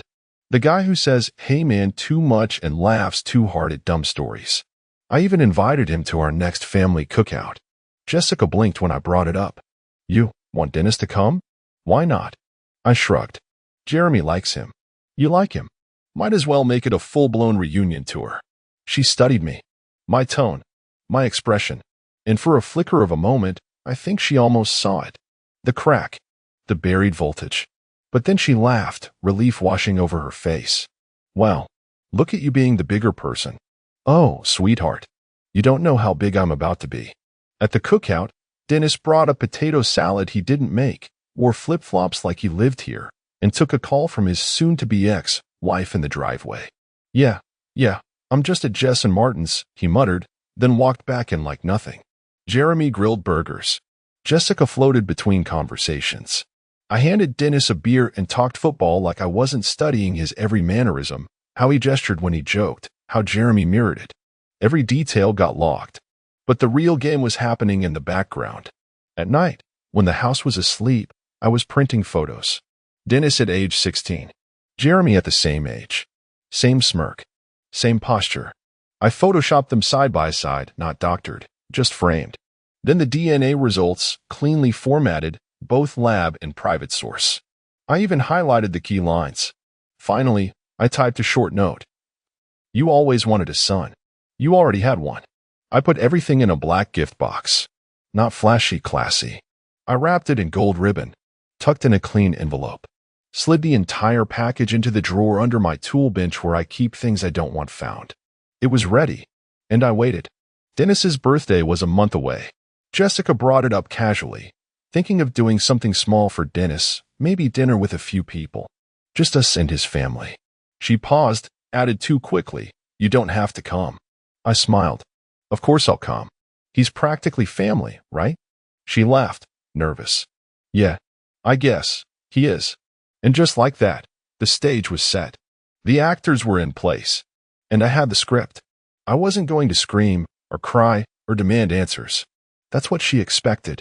That's what they always expect. No, I was going to hand him a gift. And let the truth speak for itself. I laid everything out on the kitchen table one night after Jessica and Jeremy had gone to bed. The house was silent except for the tick of the old wall clock and the faint hum of the refrigerator. A quiet kind of sacred, like I was prepping a ritual, not revenge. On the left, the DNA results. 2 documents, 2 sources, both damning in their precision. Probability of paternity, 0%. That little line, barely a sentence, detonated 20 years of fatherhood with the grace of a guillotine. Center, the photographs. One of Dennis, high school yearbook style, age 16. Awkward, cocky smirk, that unbothered glint in his eye. And next to it, Jeremy. Same age, same smirk, same glint. The resemblance wasn't uncanny, it was mocking. On the right, the note. Just one sentence, printed in crisp serif font, centered on thick cardstock. You always wanted a son. You already had one. No signature. No threats. No explanations. Because truth, when framed properly, doesn't need supporting arguments. I slipped everything into the box. Black matte, magnetic close. The kind you'd expect a fancy watch to come in. I lined the bottom with deep red tissue paper, tucked the DNA reports neatly under the photos, and slid the note in last, on top, like a cherry on a poison cake. Then I wrapped it. Black paper, glossy finish. Gold ribbon, not tied, but looped cleanly, professionally. I even used double-sided tape so no fold showed. Surgical. Intentional. A box that whispered, "This is personal." I held it in my hands for a minute before placing it in the bottom drawer of my tool bench. The one where I kept old house keys, warranty manuals, and a small black revolver I hadn't touched in 15 years. Not for use, just because some lies deserve to be stared down with equal weight. As I slid the drawer shut, I imagined Dennis opening the box. At first, a smile, maybe a joke. Then confusion. Then stillness. And then, the click. The internal click that happens when the scaffolding of denial collapses in a single moment. No escape. Just naked truth. And I imagined Jessica watching it unfold. I knew her. Knew how she'd twist. How she'd try to regain control. She'd say it was a mistake. A fling. That she didn't know. That she did know, but didn't want to hurt me. She'd cry. She'd pivot. She'd reach for Jeremy like he was a shield. But this wasn't for her. This wasn't for Jeremy, either. This was for Dennis. Because while Jessica built the lie, Dennis lived in it, willingly, smugly. He'd played the harmless side character for years. The joke-making friend. The guy who dropped in, out, and back again like the ghost of her college years. I was going to hand him that box in front of everyone who thought he was just a guest at the table. And then, he could explain it. To his mother, his sister, his family. Let him answer the questions for once. I went to bed that night and didn't sleep. Not out of nerves, but anticipation. See, when you spend long enough being made to feel like a background character in your own life, there comes a moment, quiet, private, deliberate, when you decide to rewrite the script. And mine would begin with a gift. Dennis's birthday dinner was exactly what you'd expect from a man who spent his life thinking every table should have a spotlight and he should sit under it. Long farmhouse table, string lights overhead like we were at some Pinterest wedding, 3 kinds of wine on rotation, and a jazz playlist that screamed midlife crisis with disposable income. He greeted everyone with a hug like he was the Pope of suburbia. Jessica was already there, buzzing around like a hostess, not a guest. She wore that soft green blouse, the one she hadn't worn in years because she claimed it didn't fit right anymore. That night, it fit just fine. I walked in with a bottle of red in one hand and the box in the other. "Martin." Dennis beamed like we were old war buddies. "Glad you came, man. Didn't think this was your scene." "It's not," I said, handing him the wine. "But I came anyway." He chuckled. "You're the best." Jessica appeared behind him, surprised to see me smile. That's the thing about revenge. If you do it right, no one sees the blade until they feel it. Dinner was a well-rehearsed performance. Dennis told stories from college. Jessica laughed too loud. His mother commented on how Jeremy was turning into quite the young man, and I bit down on my cheek so hard I tasted copper. His sister sat across from me, sipping wine with the bored confidence of someone who knew everyone's secrets but preferred watching the train wreck rather than stopping it. After cake carrot, with handmade frosting, of course, people began handing over gifts. Bottles, books, novelty mugs, even a gag gift or 2. Jessica handed him a leather-bound journal. "For your next big idea," she said, touching his wrist. Then it was my turn. I held the black box out and said, simply, "Something personal." Dennis raised an eyebrow, intrigued. Mysterious, he said, smiling. All right, let's see what we've got. He peeled the ribbon, popped the magnetic seal open. His fingers paused at the envelope on top. He opened it slowly, like it was a letter from a lover. Then he saw the first photo. He frowned. Then the second. His hands hesitated, started to tremble. He picked up the DNA report. Read the bolded line. Read it again. Silence bloomed across the room like a gas leak. Jessica stopped mid-laugh, her head turning with the speed of a snapped branch. What is that? She asked. Dennis didn't speak. His sister leaned in, took the top photo, her brows furrowing. Is this you and Jeremy? Wait, what is this? His mother, already squinting, snatched the DNA sheet from his hand. Her eyes scanned it, and she gasped loud enough to kill the music, the background chatter, even the ambient clinking of forks. Just gone. Dead quiet. Then, her voice. Is this real? Jessica stepped forward, pale. Wait, Martin, what the hell is this? I didn't answer her. Dennis looked up at me like I just slid his world open, and maybe I had. But there was no malice in my eyes. Just calm. The kind of calm you earn after years of being lied to while pretending you weren't. Jessica's voice cracked. This is some sick joke. Still, I said nothing. His sister spoke again, her voice sharp now. Jess, you knew about this? Jessica turned to Dennis. Denny, don't listen to. This isn't. He's twisting things. But Dennis wasn't listening. He was staring at the note. You always wanted a son. You already had one. And suddenly, he wasn't smiling. Suddenly, he was Dennis with no script. And the box sat open between us like a grave. You manipulative liar. Dennis's voice cracked like a whip through the room, jerking every head toward him. Jessica flinched like he'd slapped her. Denny, don't do this here. Not like this. But he was already standing, the DNA papers crushed in his fist, his eyes darting between the photos and the people he'd called family for decades. How long, he spat. How long have you known he was mine? Jessica looked around as if the room might rescue her. Her voice, suddenly fragile, almost childlike. I didn't know for sure. Dennis barked out a bitter laugh. Bullshit. You knew. You always knew. She tried to approach him, palms open, but he stepped back like she carried a disease. I didn't want to hurt anyone, she whispered. You mean you didn't want to blow up your little cozy lie? You didn't want to tell me I had a son. You didn't want him, he jabbed a finger toward me. To realize he'd been playing dad to my kid. The words sliced through the air. Jessica didn't move. Couldn't. Dennis's mother stood next, clutching the DNA sheet with trembling fingers.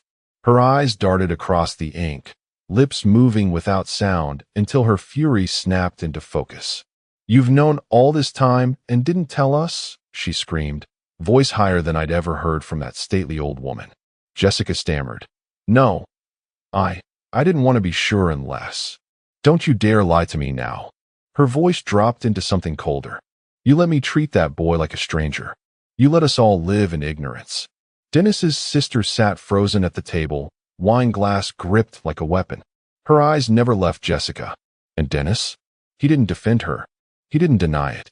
That was the death knell. Silence again, but this one was different. Thick, dense, radioactive. Like the oxygen had been replaced with something toxic.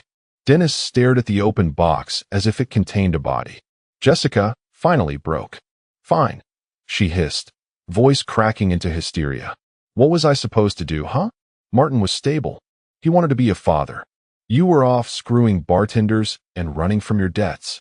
She turned to Dennis, jabbing her finger in the air. You didn't want a kid. You didn't want me. You think I didn't know you'd walk the second things got real? Her voice broke again, quieter now.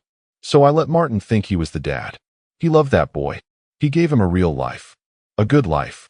Dennis didn't move. He didn't yell again. He just sat, folded back into his chair like the weight of it all finally buckled his spine. His silence was the loudest confession in the room. His mother slowly dropped the papers onto the table, as if they might catch fire. Then she turned and walked out. No words. Just the click of heels and a door slamming shut. Jessica looked at me then. No more deflection. No more gaslighting. Just wide, wet eyes. Eyes that finally understood she'd lost control. And for the first time in 20 years, I didn't feel small in my own life. I felt seen. Dennis's sister was the first to move.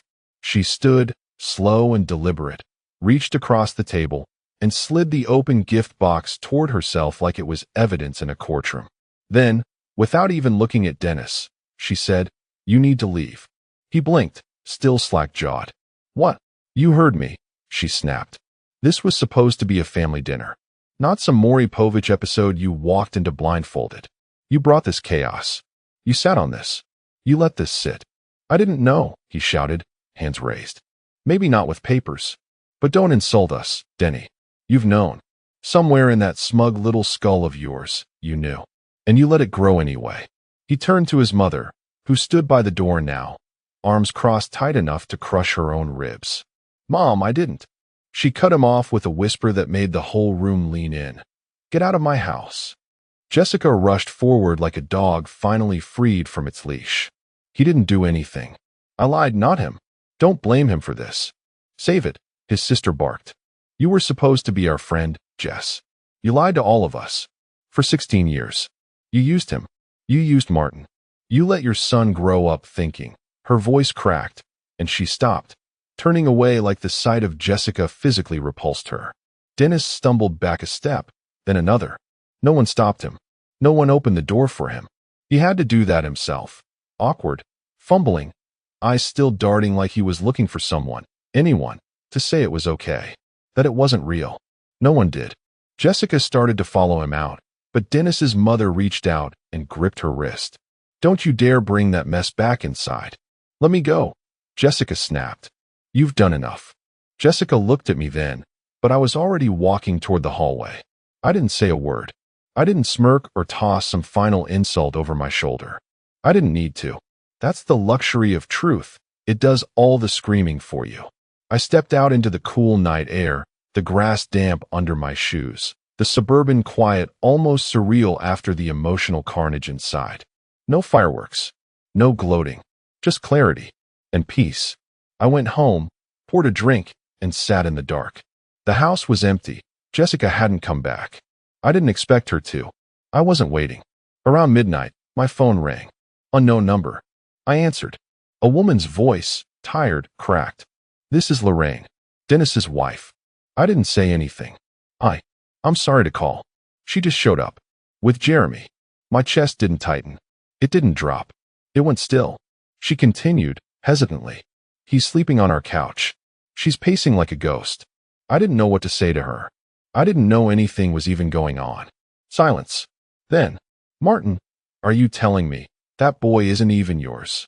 I closed my eyes, took a breath, and said the quietest thing I'd said all year. "Yes." She was silent for a long time. Then she whispered, "Jesus Christ." I could hear Jessica crying in the background, loud, performative, rehearsed. The same cry she used when the car battery died, or when she accidentally found old texts from a coworker I hadn't responded to. Lorraine exhaled. "He's a good kid, Martin." "I know." And I hung up. Jessica came home 2 days later. She let herself in with the key she still had, slipped in like a stray kid hoping the bowl was still on the floor. No announcement. Just the soft click of the front door, the squeak of old hinges, and her breath hitching when she saw me sitting at the kitchen table with the lights off. She didn't speak right away. Just stood there in the dark, hands still on the doorknob like she wasn't sure if she was coming in or leaving again. "Can we talk?" she finally whispered. I nodded once. She stepped in. Slowly. Carefully. Like I was going to pounce. I didn't mean for it to get that far," she said. I raised an eyebrow. "You mean the part where you lied to me for 16 years? Or the part where you tried to pass it off like a noble act of kindness?" Her voice cracked. "Don't do that. Don't make me the villain." "Oh." I leaned back. "Because I'm pretty sure casting me as dad in your little production without my knowledge kind of puts you in the director's chair." Jessica sat across from me, her face pale and raw. "You think I planned this? You think I wanted to lie?" "I was scared, Martin. I knew if I told you back then, you'd leave, and Jeremy, he deserved a father. A real father. And what? Dennis wasn't fit for the job, so you nominated me?" She swallowed hard. "You were stable. You were good. And I knew you'd love him. I knew it." I stared at her for a long moment. Then I said it. "No. The truth didn't ruin everything, Jessica. The truth revealed everything." She looked like I'd slapped her. Tears welled instantly. Jessica always did know how to cry with perfect volume. Just enough to seem human. Not enough to admit guilt. She tried to pivot. Jeremy doesn't need to know. He doesn't. He loves you. You're his dad. Please. Just help me keep this from him. He's got enough going on. I almost laughed. You still don't get it. It's already out. Because it was. Whispers had already started. A cousin had seen the box. A neighbor had overheard the shouting. And Dennis, in his infinite spiral, had told a coworker who posted some cryptic rant online that got shared in the PDA Facebook group. Within a week, Jessica's name was radioactive in her own circles. Her sister stopped replying to texts. Her church group paused her leadership role. Her own mother sent a single-line email. I raised you better than this. And Dennis? He served her divorce papers before the weekend. Apparently, Lorraine had taken one look at Jeremy on her living room couch, then at Dennis, and something in her snapped.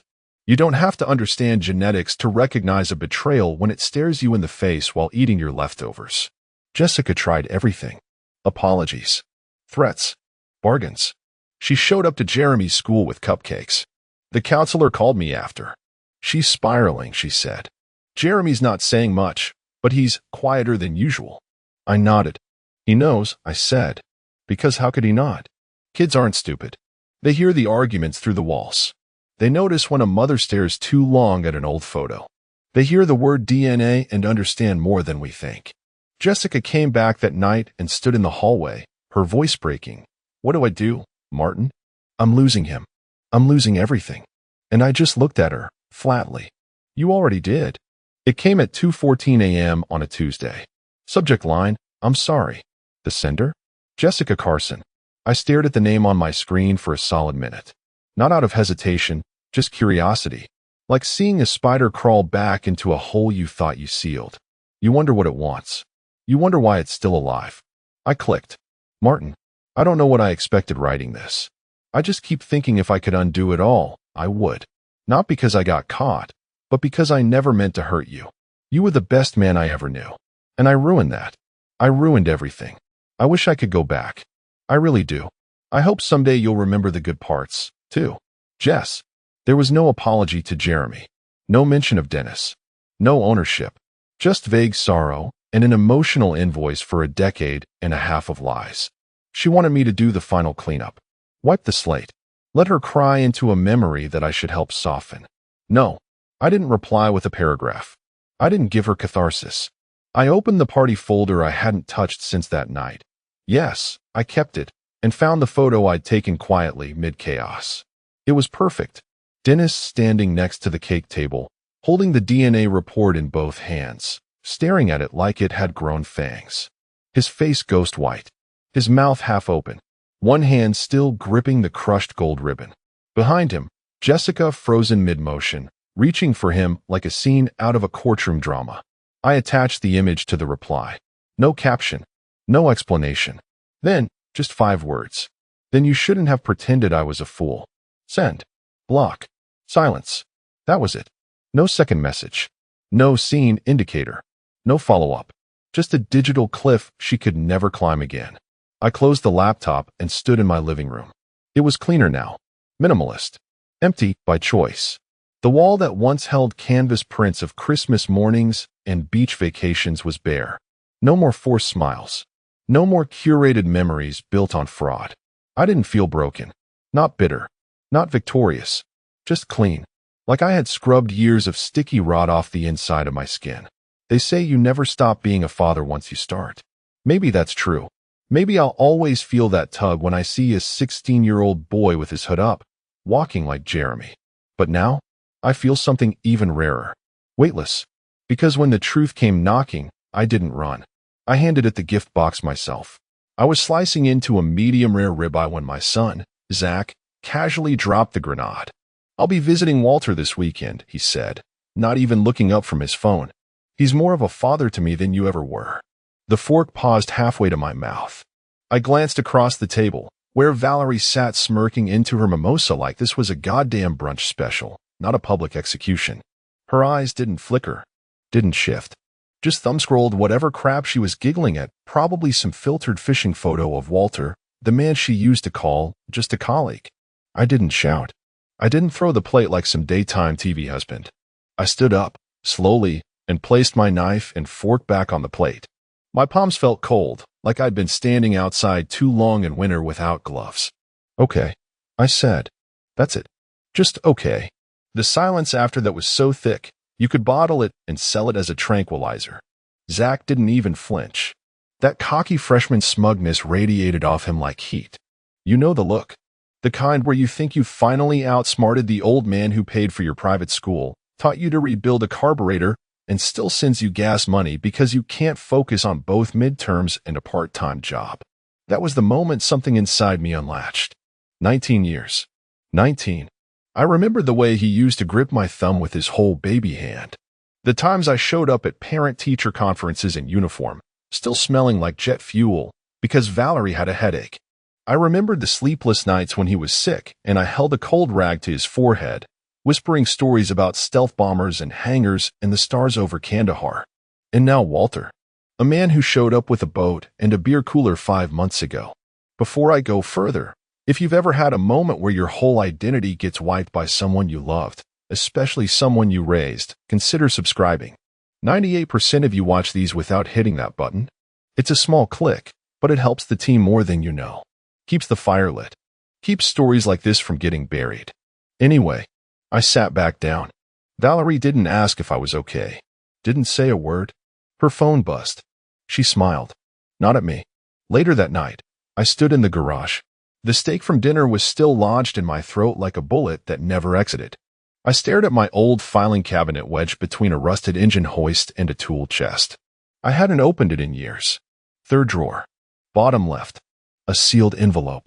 Yellowing. Unopened. Back when Zach was 2, Valerie had gone away for a weekend spa trip. Except she came home wearing a necklace I didn't buy. Her stories didn't add up. So I did what any military-trained mind would do. I pulled strings. Quietly. I ordered a paternity test. But when the results came in, I didn't open it. I couldn't. Zach was sleeping on my chest that night, little hand gripping my collar, drooling on my shirt like he owned the world. But now he had returned the favor by driving a metaphorical tank through my chest with a smug smile in the name of the man who'd been haunting my marriage like mildew. I slid the cabinet open, pulled out the envelope. It felt heavier than paper should.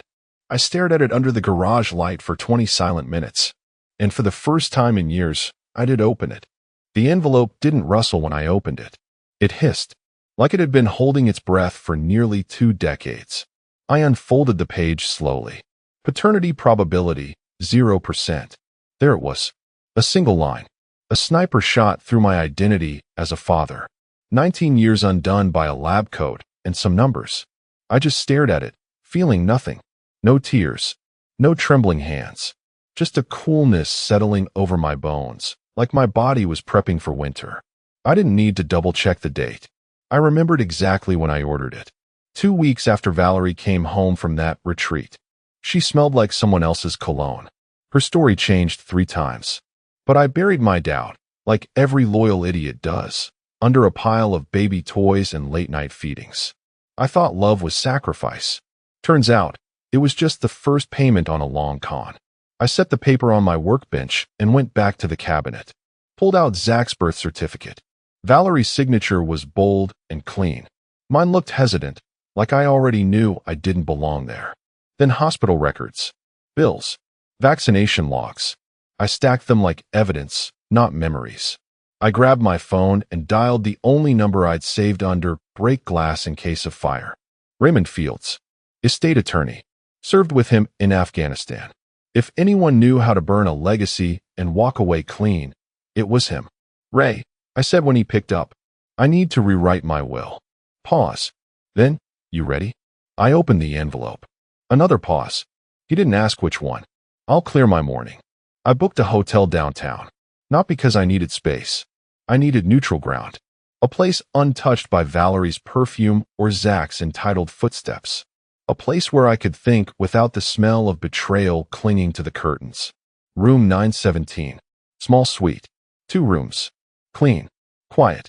I locked the door behind me, laid the documents out across the bed like a war table, and opened my laptop. I didn't scream. I didn't rage. I made a spreadsheet.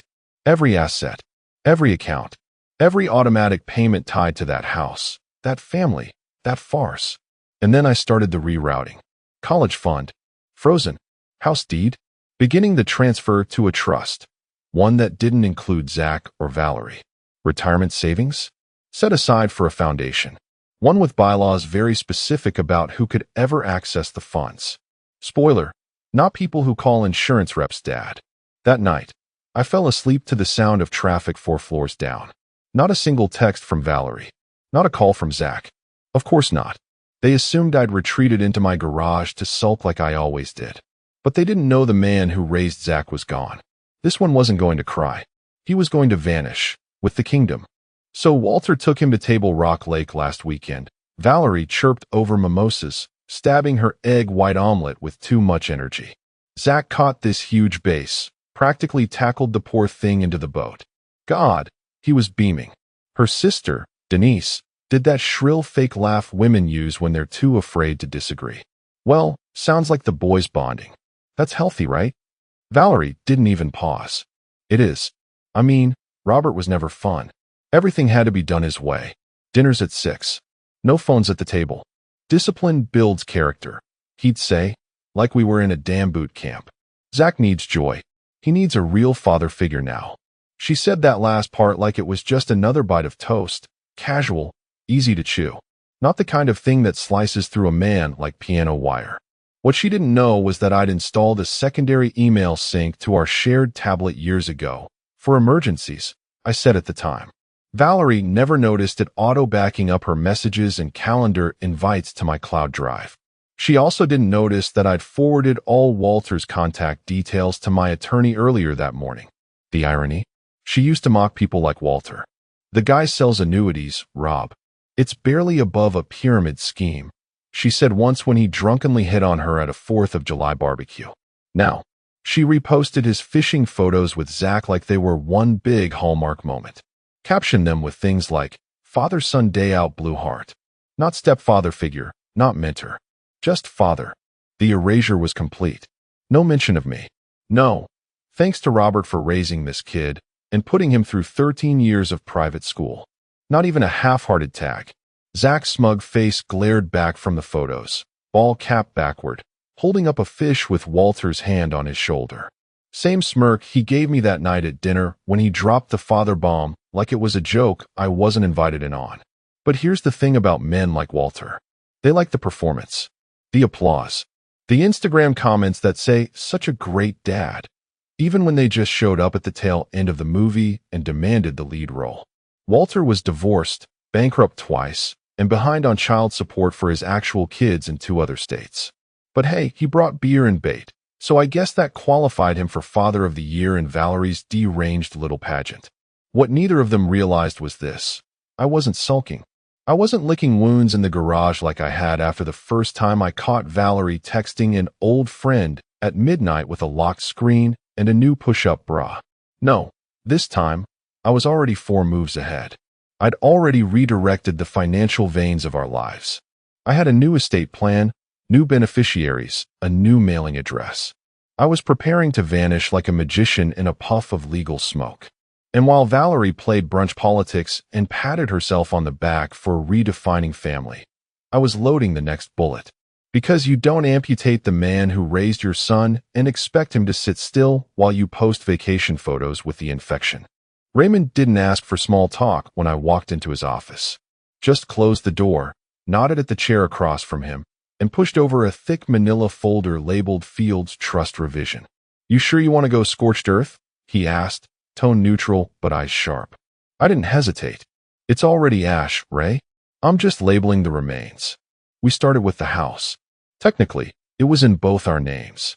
But technically, I'd paid every mortgage payment since the day we signed the deed. So we moved fast. Created an irrevocable trust under a new entity. One with a board composed of 3 men I'd served with and trusted more than any blood relation I had left. Valerie's name? Removed. Zach? Excluded by clause. A footnote in his own legacy. You want to leave them nothing? Ray asked as he reviewed the draft language. No fallback. College fund. I laughed once, dry and quiet. He told me Walter's more of a father. Let Walter pay for his books. The pension was next. I'd earned it over 22 years of service, from sweating inside a hangar in Kandahar to running diagnostics in Guam. Every cent had been going to our joint account. Not anymore. We rerouted it, cleanly, to a nonprofit I'd just filed paperwork for, the Echo Project, dedicated to aviation tech training for veterans' kids. The bylaws were airtight. No familial access, no nepotism, no leeching. Ray made sure of it. Military benefits? He asked. Redirect those, too. Survivorship benefits? Gone. VA coverage? I'll split it with the Foundation's board. Valerie wouldn't be able to claim a dime. Not even posthumously. Zach wouldn't even get the folded flag. We moved to my investment portfolio. The Roth IRA. The TSP, real estate income from the duplex rental downtown. All of it was restructured. Moved out of their orbit and into another reality. One where I existed solo. By noon, it was done. My digital footprint had already been scrubbed from our joint finances. Passwords reset. Shared accounts emptied with quiet, legal precision. Not stolen. Not hidden. Transferred. With documentation. Everything above board, but completely inaccessible to them. Ray leaned back, sighing. You're not doing this out of spite, are you? No, I said. I'm doing this because I finally opened the goddamn envelope. He nodded once and started stapling packets together. I watched the papers pile up, trust agreements, amendments, notarized affidavits, and felt lighter, not happier, not free, just cleared for takeoff, like the system's check before a long-haul flight. Emotionally unburdened. Operational. It's funny how quickly love decays into logistics.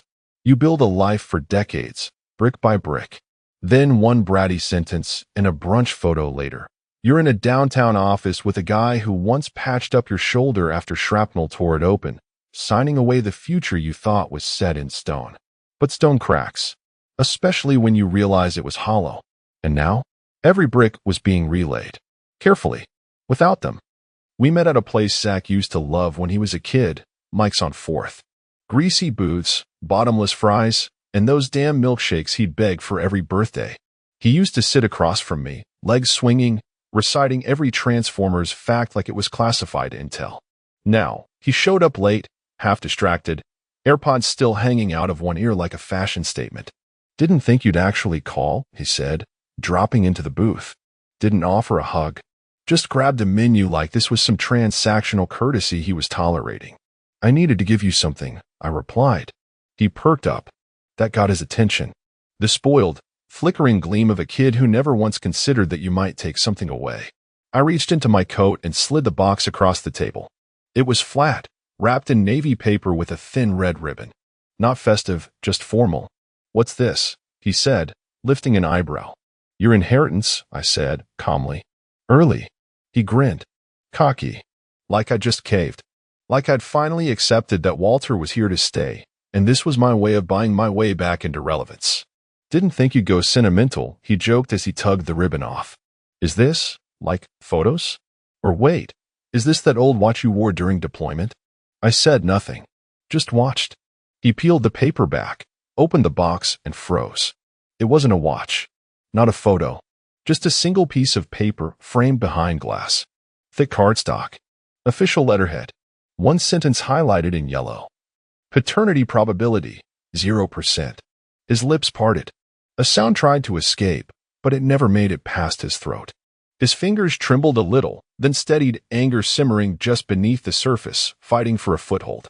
What is this? He muttered, blinking fast. The truth, I said, reaching for my coffee. You wanted Walter. You got him. He looked up at me like I'd just pulled a pin on a grenade and smiled while handing it over. His jaw clenched. He shook his head once, as if denying reality could push it back into the frame. You're lying. No, Zach.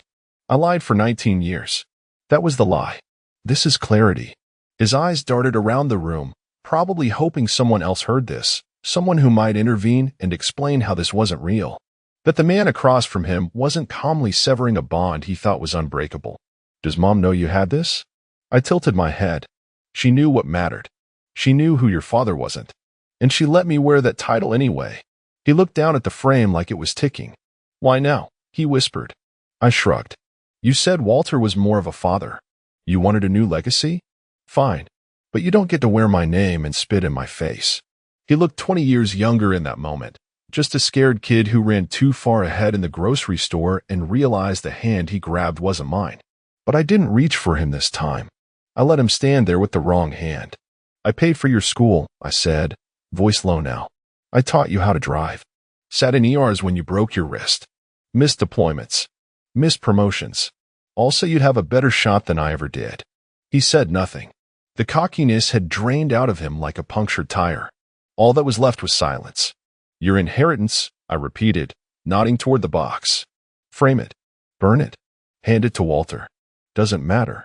Then I stood, dropped a 50 on the table. No goodbye. No hug. No fatherly advice. I walked out and left him sitting there with the only legacy he ever really earned. Truth. The garage door hadn't even finished closing behind me when I heard the front door fly open. Valerie's voice came crashing down the hallway like a siren. Shrill, panicked, furious. She didn't wait for subtlety. No mask. No diplomacy. Just straight into full volume rage. You humiliated him. She screamed, heels clacking toward the kitchen like they were fueled by gasoline. At a public restaurant. With paperwork. I was already at the bar cart, pouring 2 fingers of bourbon into my glass. Neat. Slow pour. Letting the silence between us stretch, because I knew she hated silence more than anything. She thrived on control, on narrative, on playing the aggrieved matriarch. But tonight, she was reacting. And I was calm. I took a sip. I gave him what he asked for. Valerie stood at the kitchen entrance, face flushed, eyes wild. She looked like someone had ripped the leash off her life. And in a way, I had. He's just a boy, Robert. He was confused. No, I cut in, setting my glass down with a soft clink. He was clear. He said Walter's more of a father. So I gave him the opportunity to act like it. Her jaw trembled. I watched it happen. Watched the fury crack at the edges, revealing something closer to panic. You blindsided him, she hissed. No, I said. I waited 19 years. She went silent then. Only for a second. Then the hands went to the hips. Classic Valerie posture, right before the nuclear launch codes. I will take you to court, she spat. This house, that pension, the savings, we built that life together. You think a piece of paper is going to keep you safe from? I held up a second folder. This one slimmer than the wool packet, but somehow heavier. I slid it across the counter like a dealer tossing down the river card. Already moved everything into a trust, I said. Irrevocable. Effective immediately. You're not a trustee. Neither is Zach. She stared at the folder like it bit her. You can't just. I can. I did. She picked it up with trembling hands and flipped through it. Her lips moved silently as she scanned the legal language, her eyes darting, searching for some backdoor, some clause that would let her wriggle out like she always had. But there was nothing. Just signature pages with my name already dry, notarized, witnessed. I'd cut her out of the equation like a tumor. Surgically. Legally. Permanently. This isn't fair, she whispered finally. The volume shift was like whiplash. Fury to fear in 4 seconds flat. I picked up my glass again. Neither was raising a son to call someone else, Dad, while cashing checks from me. She looked down at the folder again, hands limp, mouth slightly open like she wanted to cry but couldn't justify it. Not with the facts staring her in the face. You think you're the victim? She snapped, voice cracking. No, I said. I was the fool. And I'm correcting that. She flinched. That one hit deeper than the paperwork ever could. I left the room. Let her stand there in the kitchen, the one I remodeled with my bonus from Afghanistan, clutching papers like they were going to reverse time. But she knew. It was over. She didn't just lose a husband. She lost the narrative. And I wasn't sticking around for the rerun. Zach's dorm mailbox clicked open with the same lazy carelessness he showed everything. He was hungover, again, and pissed that the cafeteria had stopped serving eggs by noon. He yanked the small brown box from inside. No return label, just his name handwritten in the corner in neat block letters. He almost didn't open it. Thought maybe it was something from Valerie. Or worse, another pity care package from Walter with trail mix and some motivational book he wouldn't read. But back in his room, legs sprawled across a thrift store futon and vape cloud hanging in the air like a curtain, he tore into it. The photos spilled out like a broken dam. Loose prints. Dozens of them. 4x6, glossy. Him as a toddler on Robert's shoulders, arms in the air like a superhero. Him at 7, holding up a Pinewood Derby car with Robert kneeling beside him, grease on his jeans. Him asleep in the back of a station wagon during a cross-country drive. Christmas mornings, basketball games, scraped knees bandaged by military calloused hands. All of it. 19 years of proof that someone had shown up. Again and again. Without fail. On top of the stack, a single note, handwritten in that same clean, quiet print. For the man who wanted another father. Good luck. His breath caught. Just for a second. He dropped the photos like they burned. He grabbed his phone, thumb trembling, screen smudged, scrolled to Walter's number and hit call. Voicemail. Hey, call me back? Just need to talk, man, he said, trying to keep his voice light. Like he wasn't sitting in the middle of 19 years he'd just casually thrown in a dumpster with one sentence. No callback. That night, he tried again. Still nothing. On the third attempt, Walter's voicemail was full. Zach stared at the screen, thumb hovering, hoping maybe Valerie could talk some sense into him. But even she wasn't replying to texts. And the last voicemail from her was just static and sighs and a clipped, I don't know what to say, Zach. By midnight, the photos were spread across his floor like a crime scene. He cracked a beer, then another, then switched to bourbon someone left behind after a party 2 weeks ago. He drank it warm, straight from the bottle. Somewhere between 2 and 3 a.m., he opened his closet, pulled out the shoe box where he kept old birthday cards, and found one from Robert. Proud of you, son. Always. He stared at that word. Always, like it was a curse. In the corner of the room, the framed DNA test still sat propped on a chair. He hadn't thrown it away. Couldn't. Every time he tried to convince himself it wasn't real, he'd remember Robert's face across that diner table. Calm. Icy. Done. He opened his window and looked out over the campus. Lights in other dorms. Laughter faint in the distance. A girl shouting something drunk and happy down the hall. But his room was dead quiet. Zach slumped to the floor and sat there until morning. Phone silent. Walter silent. Valerie useless. The world didn't pause for the boy who told the wrong man he didn't need him. And now, there was no one left to pick him up. Valerie first noticed something was off at the grocery store. The cashier scanned her wine, her overpriced organic strawberries, her gluten-free crackers. Total came to $183 and some change. She smiled, slid the joint credit card across the terminal, and waited for the cheerful beep. Declined. She chuckled awkwardly. Let's try that again. Declined.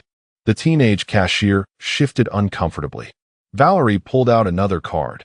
Her backup, one Robert had opened years ago under both names for household stuff. Declined. By the time she left the store, without groceries, cheeks burning, she was already on the phone with the bank. 10 minutes of hold music later, she got her answer. The accounts in question were dissolved last month, ma'am. Ownership now belongs to a trust. Your name isn't listed. She barely muttered a thank you before hanging up. Back home, she stormed into the bedroom and flung open the bottom drawer where she kept the just-in-case folder. Bank statements, insurance papers, a title for the SUV Robert had leased 2 years ago when Zach started college. She stared at the vehicle registration. It no longer said Robert and Valerie Thompson. The new name, Echo Veterans Foundation. Her hands started to shake. She rushed outside, down the driveway, half expecting the car to be gone already, and threw herself into the driver's seat. Dashboard lit up like usual. She tried to breathe.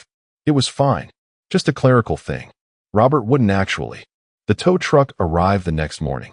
Right on time. She ran outside barefoot in a robe, waving her arms like a madwoman. This is my car. The driver didn't flinch. Ma'am, title says otherwise. She screamed. Threatened legal action. Demanded names. He handed her a card. Please contact Echo Veterans Foundation for asset inquiries. Her world started to collapse in slow, calculated fragments. That afternoon, she opened her email and found a statement from her investment advisor, one Robert had originally picked. The subject line, final statement, account closed. Balance, $0. She called, screamed, demanded answers. Mrs. Thompson, The advisor said, his voice like sandpaper. Robert moved those funds months ago into a nonprofit. There's nothing under your name. In fact, your access was revoked per court-approved transfer. I believe the foundation is in his name now. Neighbors started whispering by the weekend. The Barretts next door mentioned the car being towed. Someone else said they saw her at the corner store paying with cash. Actual bills, folded clumsily, like she hadn't touched paper money in years. I thought they had savings, one whispered. Didn't they refinance the house last year? Didn't she just go to Cabo?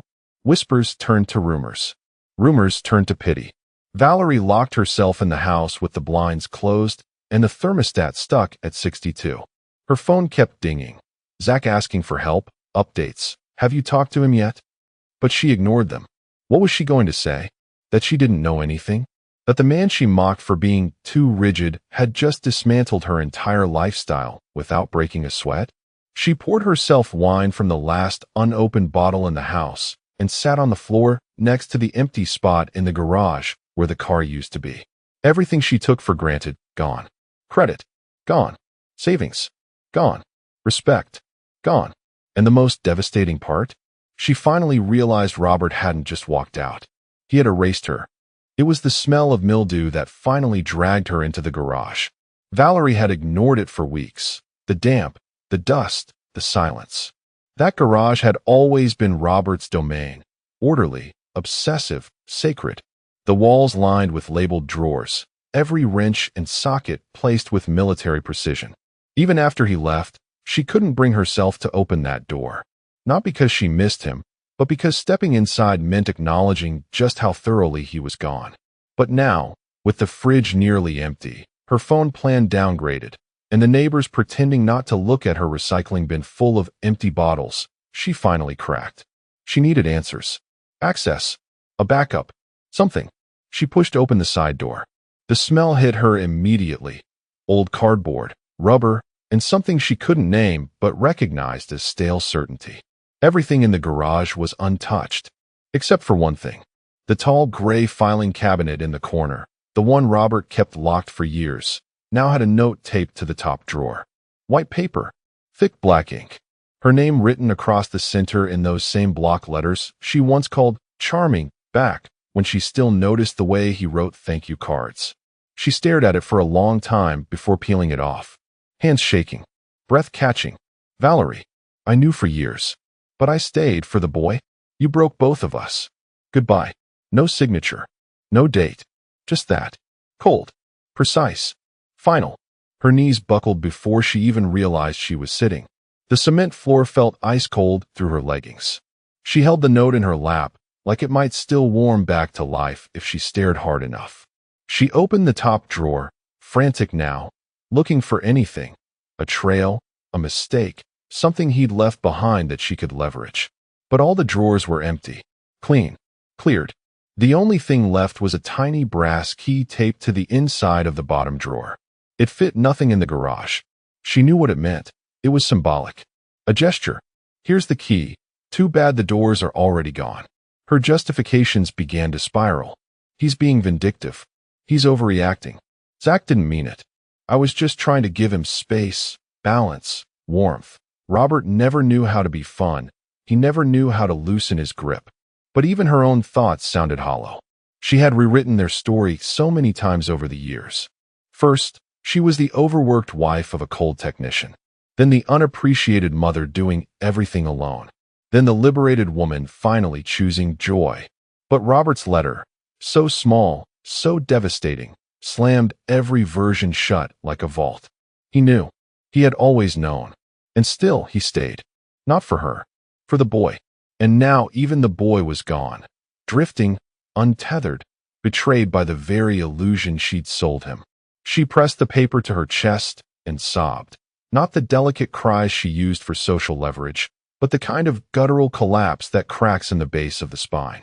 The kind of grief reserved for people who realize, far too late, that they were never the victim.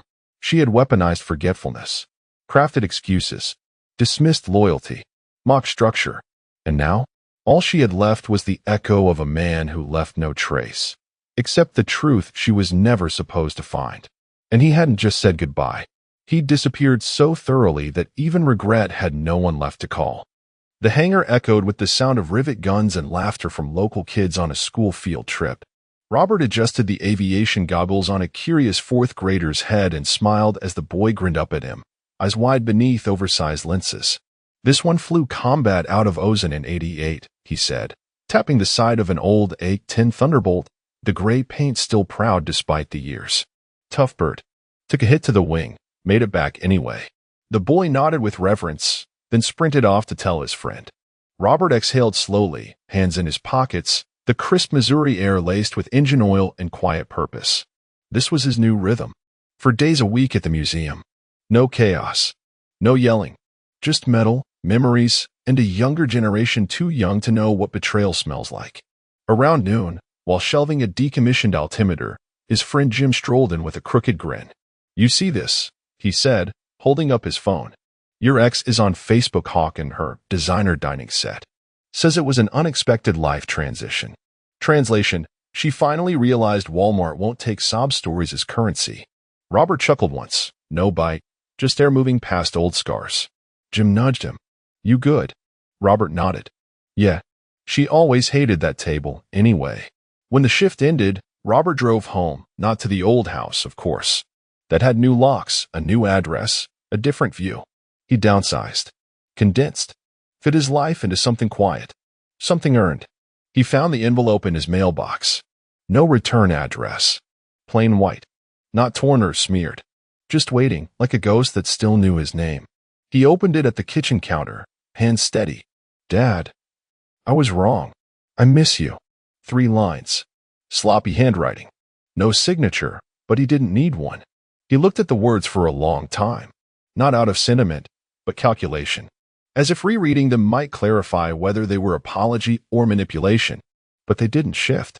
They stayed just as they were, an aftershock. He thought briefly of Zach at 12, begging to sleep in the garage with him while he tuned the Mustang. Of the teenage tantrums. The late-night drop-offs. Of the exact moment Zach, full-grown, had smiled and chosen another man. That was the last time Robert gave him anything. He folded the letter once, then fed it into the shredder. The whirring sound was soft, almost apologetic. There were no speeches, no dramatic sighs, no cinematic swelling of regret. Just paper turning to dust, like a chapter closed in a language he no longer spoke. He poured himself a small bourbon, opened the back door, and let the wind in. Outside, a jet traced a line across the sky. Precise. Inevitable. He watched it disappear. Not with anger. Not with sorrow. Just with the clarity of a man who finally understood. The inheritance was never cash or property or last names. It was truth, and he'd given it freely. But betrayal had its price. And that price was silence.